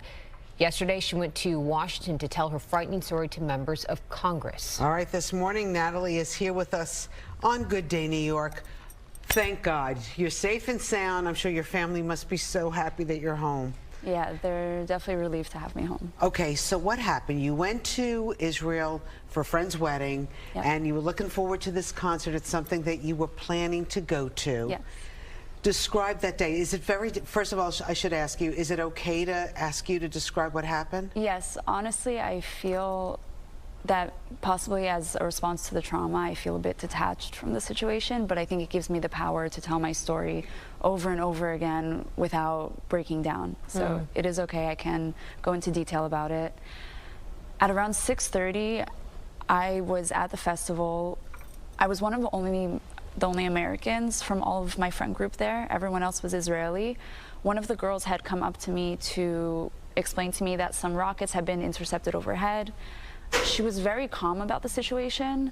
She said that it's normal for the area that we're in. This happens sometimes. It might just be a few, and then hopefully the party will continue. Try to imagine anywhere else in the world where a festival is going on and young kids see rockets intercepted over their heads and they think, oh, it's fine. That wouldn't really happen anywhere else in the world, but this is a reality for most Israeli citizens. They've been in bomb shelters countless times in their life. After a few minutes, we obviously realized this isn't just any other ordinary situation. The rockets just kept coming and kept coming. Eventually, the security of the festival had turned off the music, asked everyone to evacuate to their cars. As we're evacuating to our cars, we still had no idea that there were terrorists on foot so close to us with guns. We thought it was just rockets. I decided to go to the bathrooms by the festival exit area before we went to our car. A few days ago, I saw a video surface of the terrorists going to those exact bathrooms and just shooting at every bathroom stall, trying to kill anyone who was inside. That was one of the hardest videos for me to see since surviving this massacre, because I was in those bathrooms moments before. And if I was there moments later, I might not be here today. After we got to our cars, the festival security tried to get everyone to safety to the best of their ability. Most of them died doing so. Eventually, they asked everyone to pull their cars over and get out of their cars and run. And at first, we couldn't understand why until we first heard the first gunshots. And that's when we realized that being in our cars and being in such a condensed area with so many cars made us a very easy target for the terrorists. We got out of our cars as soon as we heard the first gunshots. We started to run. Nobody knew what direction to run in. Nobody knew what direction was the direction of safety. Kids were running in every direction.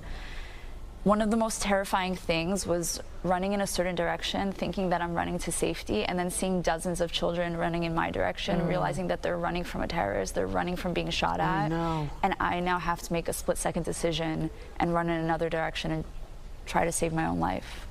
Talk to us about once you felt like you finally got to a place where maybe you could be safe. Did you feel any relief at all? Honestly, it took about 4 hours until we got to safety.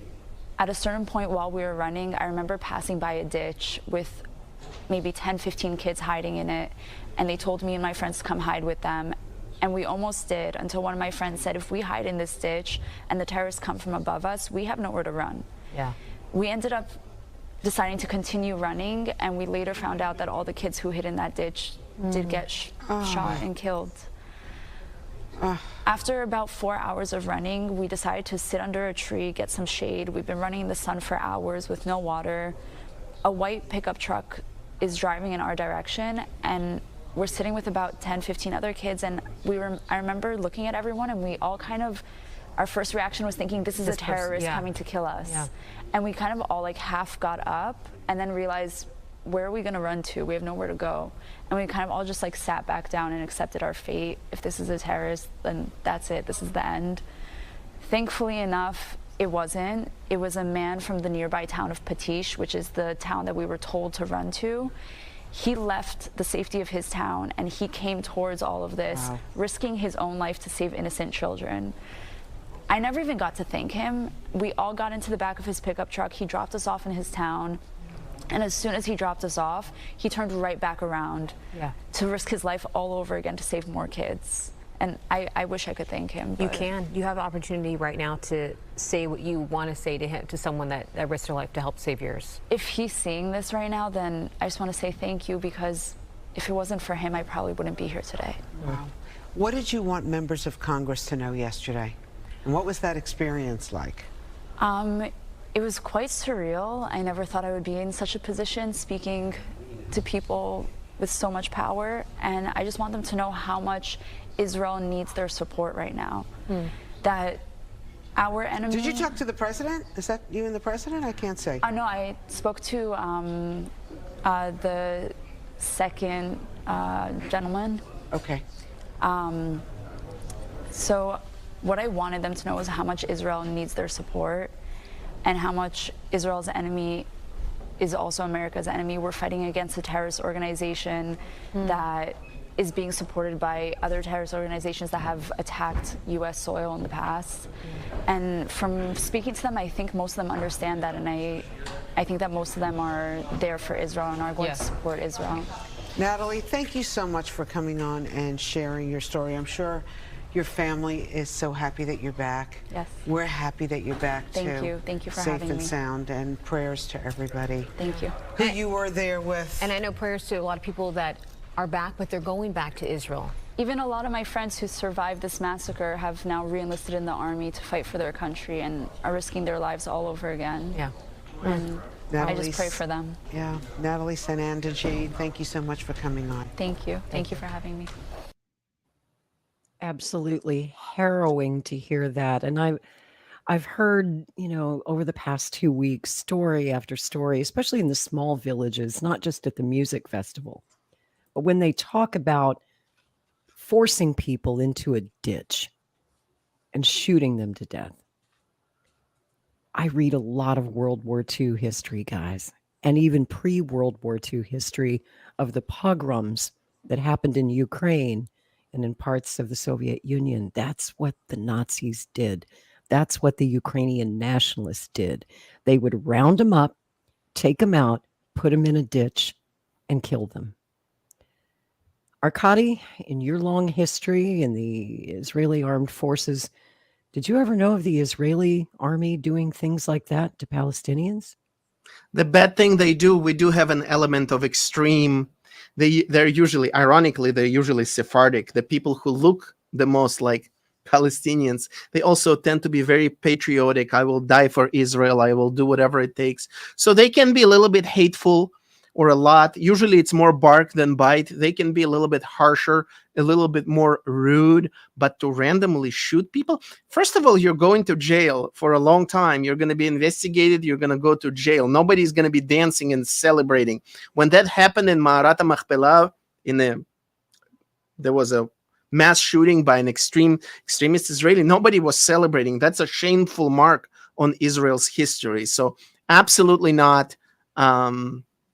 So why would they want to repeat what was done to them? And yet there are many who say that that is what the Zionist state of Israel does today, is that they say that hurt people, and that maybe they are acting out the horrors of the Holocaust upon the weaker Palestinians. So let me address that. You can accuse them of expansion beyond what they should be expanding under the law. You can accuse them of having questionable claims to that land in the first place. And we can debate that. And then the second part that you mentioned, I'm sorry. I was just asking about revisiting the Holocaust on their Palestinian neighbors. So no chance of that. However, the response now, this extreme response that people refer to as retaliation, can potentially be a product of survival mode, which is caused in part by the PTSD from Holocaust survivors, from the Holocaust, plus all the other wars, all the other attempts by their neighbors to decimate them and to wipe them off the face of the earth. And this is a survival instinct. So we cannot relate to that. This country is 50 times bigger. We have way more space. We don't have enemies who do this to us right next to our houses. We cannot really relate to that. No, so, we can't. No. Thank God. I mean, I hope we never have to relate to that. Sometimes I wonder, though, when I see the direction that our country is going and how divided we are.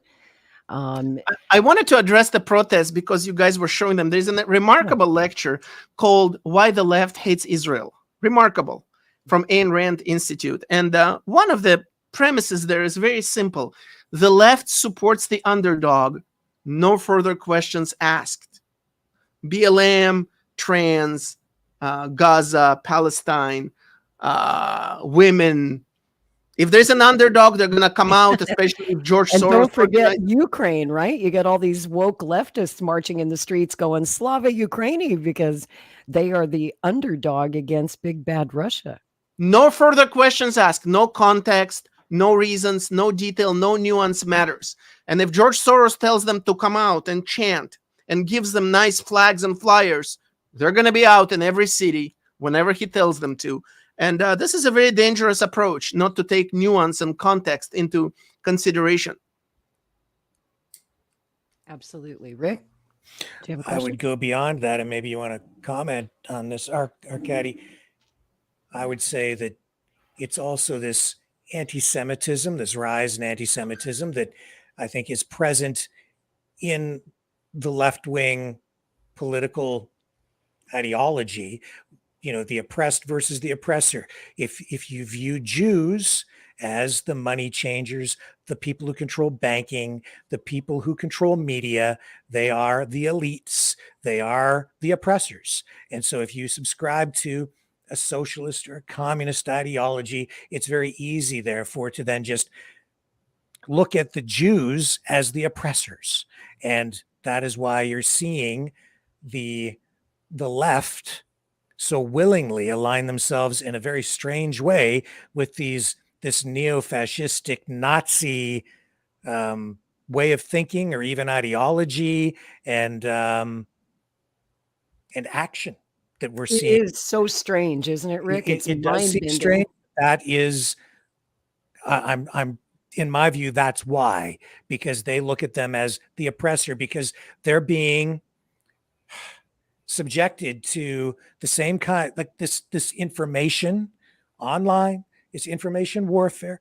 It's like, as I said before I came on here over on my other broadcast, people are being fed this new language. They're changing the words so that a word like elite will soon be, and I'm seeing it already among certain even live streamers, like people like Stu Peters, right? Who are interchanging the word. They're going to change that word elite. It's a euphemism for Jews. Jew. It's because, oh, look, they control it's the age-old story, right? Oh, they control the banks. They have all the money. They control everything. They control the corporations. They control the government. They're the oppressor. And so that's how they channel that anger, right? It's propaganda, and it's very powerful right now. And when you play with the language, the way I would say, Lori, when I say communist, people on the left, I'm really referring to a certain strain of it. Not every. Thank you for clarifying that. Okay? It's a strain. Let's not forget that the Red Army liberated the concentration camps. Well, yes, but also, you go back in again, shades of gray here, right? Everything is not black and white. And anti-Semitism was rampant around the world. It was way worse. And in the Soviet Union, back in the 20s. It was everywhere. Right. Right? Everywhere. That's why that ship that I just mentioned, it was turned away from multiple countries, not just Canada. That is it was everywhere. Yep. To just single out a single country or a single group of people, it's just not fair. It's not the United accurate. States came very close to siding with the Axis in World War II. It could have gone either way. And even John F. Kennedy, there's pictures of him hanging out with Nazis after the war when he's getting the space program running. So well, to be fair, Jack didn't bring them over here. It's everywhere. But guys, right? was already there. So there's one in Parliament. Well, there's one with JFK. Well, you can keep going, and my God, let's work on solutions instead of focusing on all these. Well, look at this in 1947. Okay, come on. I know. And I only bring up history because I truly believe that those who don't know history are doomed to repeat it. And I see so much historical ignorance. Look at what just happened in the Canadian Parliament a few weeks ago, where every member of Parliament and your Prime Minister all claimed not to know who was fighting Russia in World War II.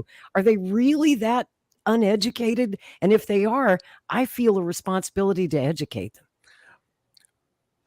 Guys, I was so naive. I always, made fun of all the Jews who were pulling out the victim card, anti-Semitism. I thought it was a figment of their imagination until I saw some of the comments after October 7, even on our stream with Scott, like how much slur, and are people joking? Are they serious? They said some terrible things towards you. And I had no idea people felt that way. I was hoping that they were joking, but I couldn't imagine. One more thing about protests. It doesn't apply to the entire world, but at least it applies to San Francisco, Seattle. I don't think these protests are genuine. These people are protesting specifically here in San Francisco while there are drugged out homeless people laying right next to them. They're homeless. There are vacant businesses who haven't been refilled since the lockdowns. These people never even thought about coming out protesting. Are you telling me that they care that much about some obscure conflict, one of the many conflicts that are going on? There are problems in Kurdistan. There's problems in Kashmir. There are problems with Houthi rebels in Saudi Arabia. Are you telling me they really care that much about Gaza more? Give me a break. Great point. And these are the same woke liberals who were out there marching through San Francisco, saying Slava Ukraini, and they love or Black Lives Matter. They never met a black person. They've never had a black friend. They pushed them all out with they priced them all out to God knows where. They're in Oakland. They can't afford to live in San Francisco. Even further. And now they're chanting about racial justice. So there's a lot of hypocrisy. I'm not justifying what's going on with that. That's not a justification. I am with Rick. We should stop looking what happened 100 years, 300 years. Stop looking at property rights. Need to look at solutions, because it's unproductive to look back. Just like what that guy from Hamas said is unproductive. War, resistance. Beautiful words. Where are they getting you? Because as I've been trying to say over and I have been saying this over and over again, yes, it is important to know your history, but the most important thing we can learn from history is that we have to, at some point, let it go. Otherwise, you're doomed to repeat it, because some people are determined to repeat it. Let me because talk they about want to some relitigate examples. it over and over and over again. You know, after the war ended in World War II. Did it? Okay? Like, it was over. So the killing had to stop. So it stopped. So let's let that lay where let's let that sleeping dog lie. Not dig up the dead Nazis. We've got real life Nazis we have to deal with right now. That's not helpful. It's not productive.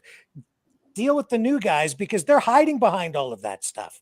We've got a real problem, and these guys are getting away with lying and misrepresenting themselves. We've got real problems to deal with. We're not addressing that at all right now, because we're focused on stuff that happened 78 years ago. This is not helpful. We've got a real emergency on our hands. Solutions today. And so that we don't repeat the history. And I hear that when Americans go to Vietnam, they're treated very well. So if Vietnam can forgive what happened 50 years ago, then who are we not to be able to forgive, right? And Japan, for God's sake, we dropped 2 nuclear bombs on Japan, and yet we have good relations today for the most part. Have we had any suicide kamikazes since World War II on our land from Japan? I don't think so. These are the most law-abiding, calm, respectful people ever. And we put them in internment camps during World War II. I haven't heard any requests for reparations. And now Germany is our ally. Yeah. Yeah. So everything can be forgiven if the mind is in the right place, because there is no better option. There's no better option. And going 7 years, rehashing history, you kicked me out of my house. What to do? What's the is a lot of these Hamas people, they tell European Jews to go back home to Europe. Okay, well, what about the Sephardic Jews? More than 50% of Israel are Jews from Iraq, Morocco, Yemen. Apparently, they were kicked out from their houses in 1948, and they were told, you have a state, go there now. Should they go back to Morocco, Yemen, and Iraq and Iran and reclaim their property, knock on those people's doors? How far back do you go?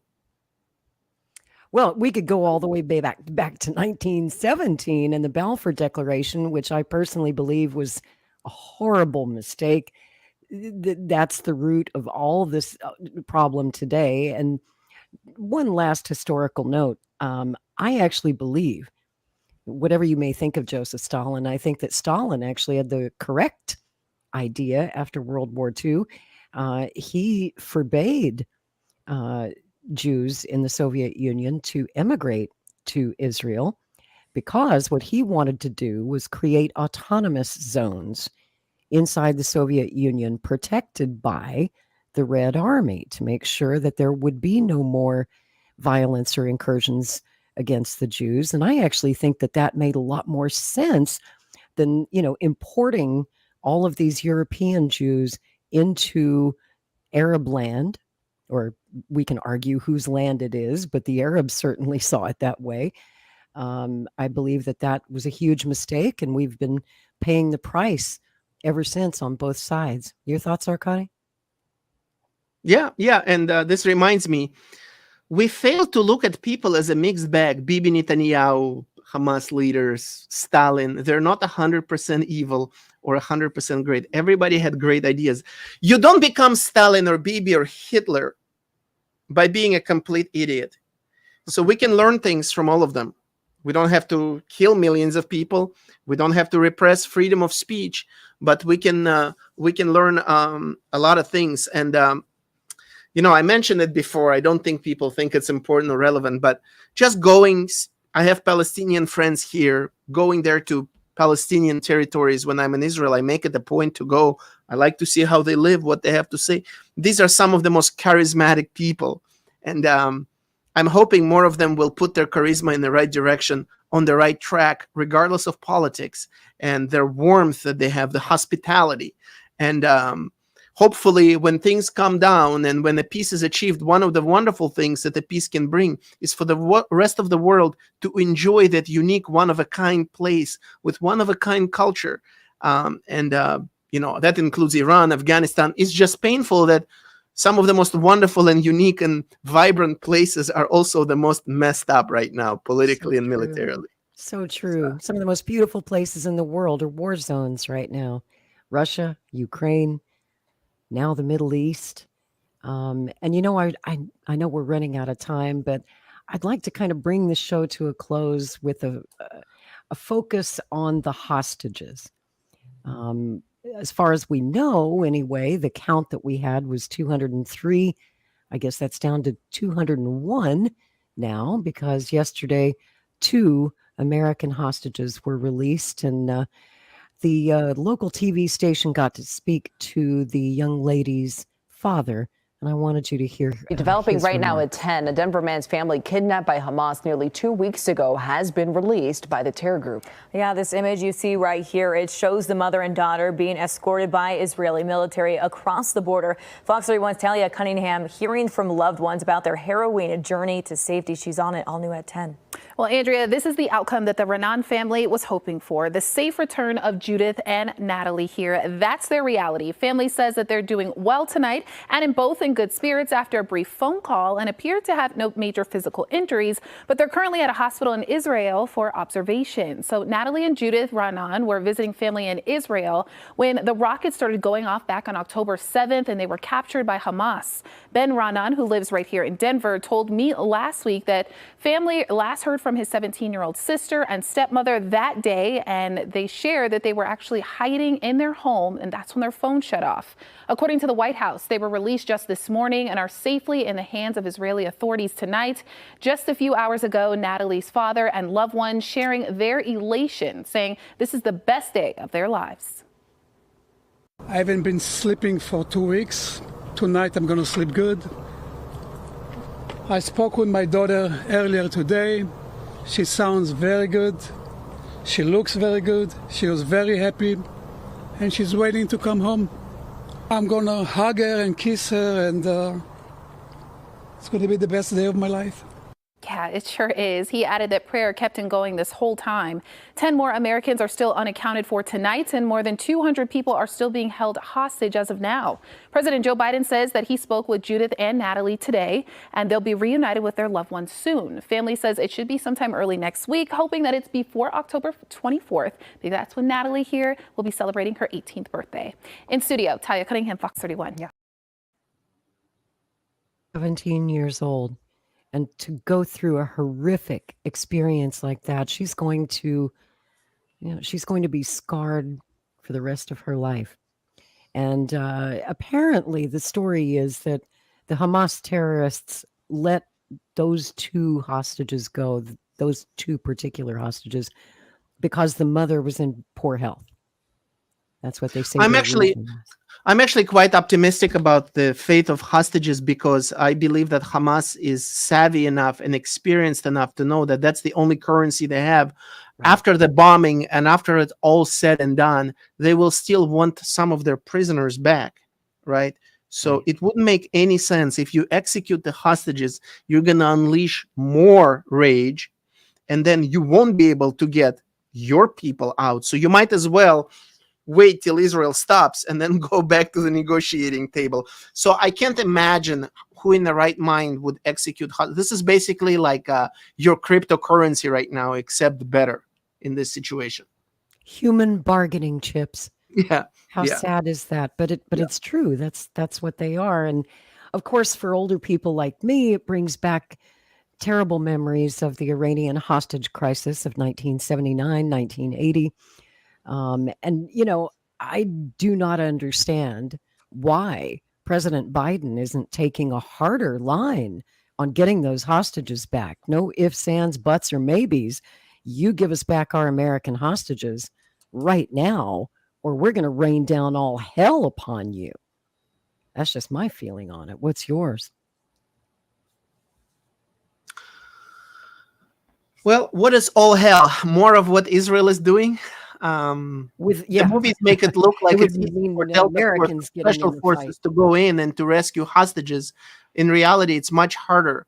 Are you going to sacrifice your Marines and your special forces to go to an unfamiliar territory to try to rescue hostages? You That's don't even right. I know. mean, Jimmy Carter found out the hard way when he tried once to send in an expeditionary force, and it was a disaster.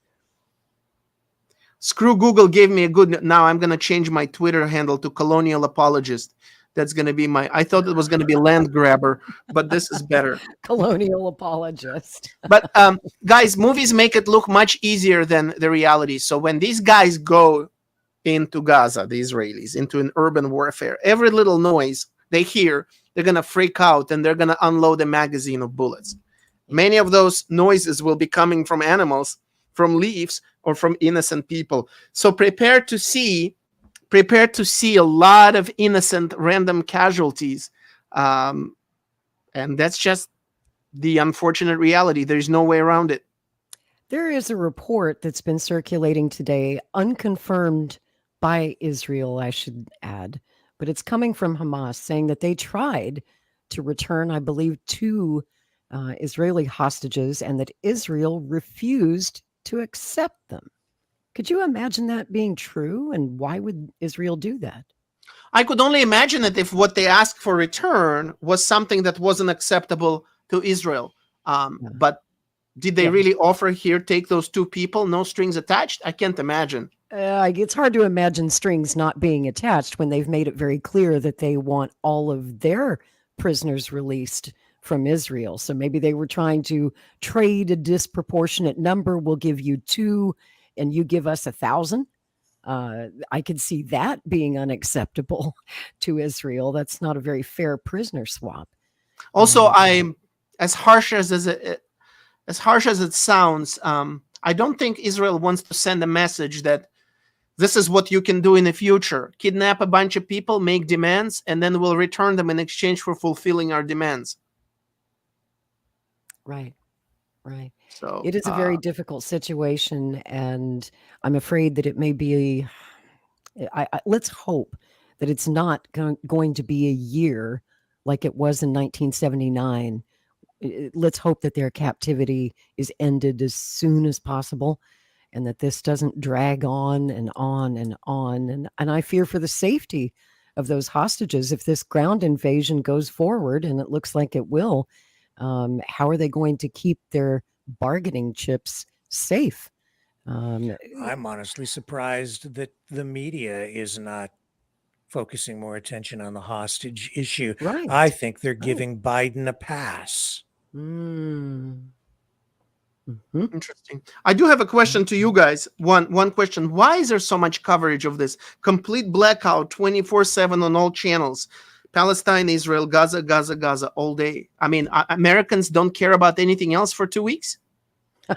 That's interesting to note, Arkady, because in all of the public opinion polls that I've seen so far in this election cycle, foreign policy, the war in Ukraine, the Israel-Palestine situation, at least until 2 weeks ago, was of concern to only 2% of Americans. 2%, less than 2%. So now, all of a sudden the media is telling you should care. And of course you should. But it's just interesting, isn't it? That much. Yeah. It's just disproportionate. Looks like way more than Ukraine, way more than COVID even. So that's very interesting. Maybe soon we'll have the ticker of how many people died and how many people injured, just like we used to have during COVID on both sides.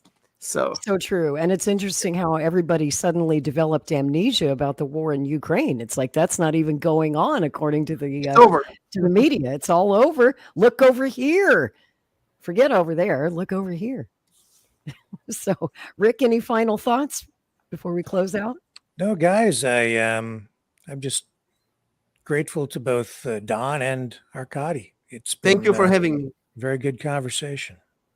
This was really enlightening, and I wanted to do this in a way that each of you got an hour to explain your position rather than making it a debate. I know that social media loves conflict.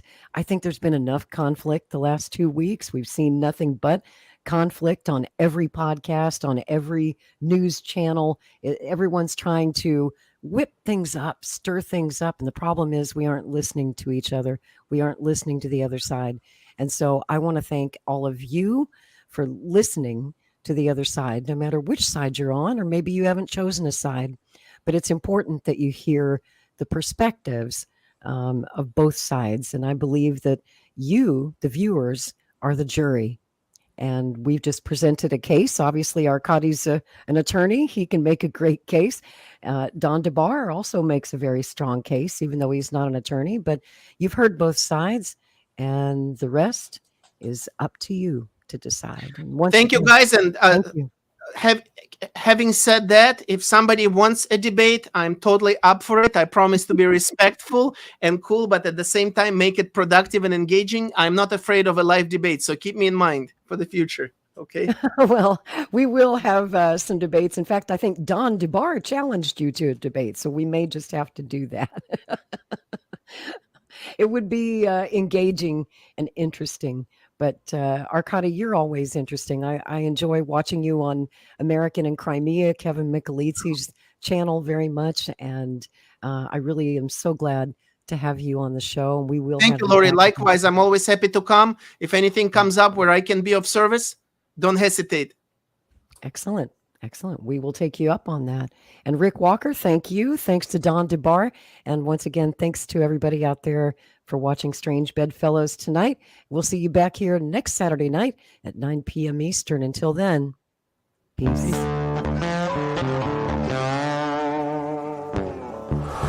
In a universe full of ideas, we draw lightness from the dark to a place where opposites attract. Right meets left, positive touches negative, sparking an explosion of truth. Because politics makes Strange Bedfellows.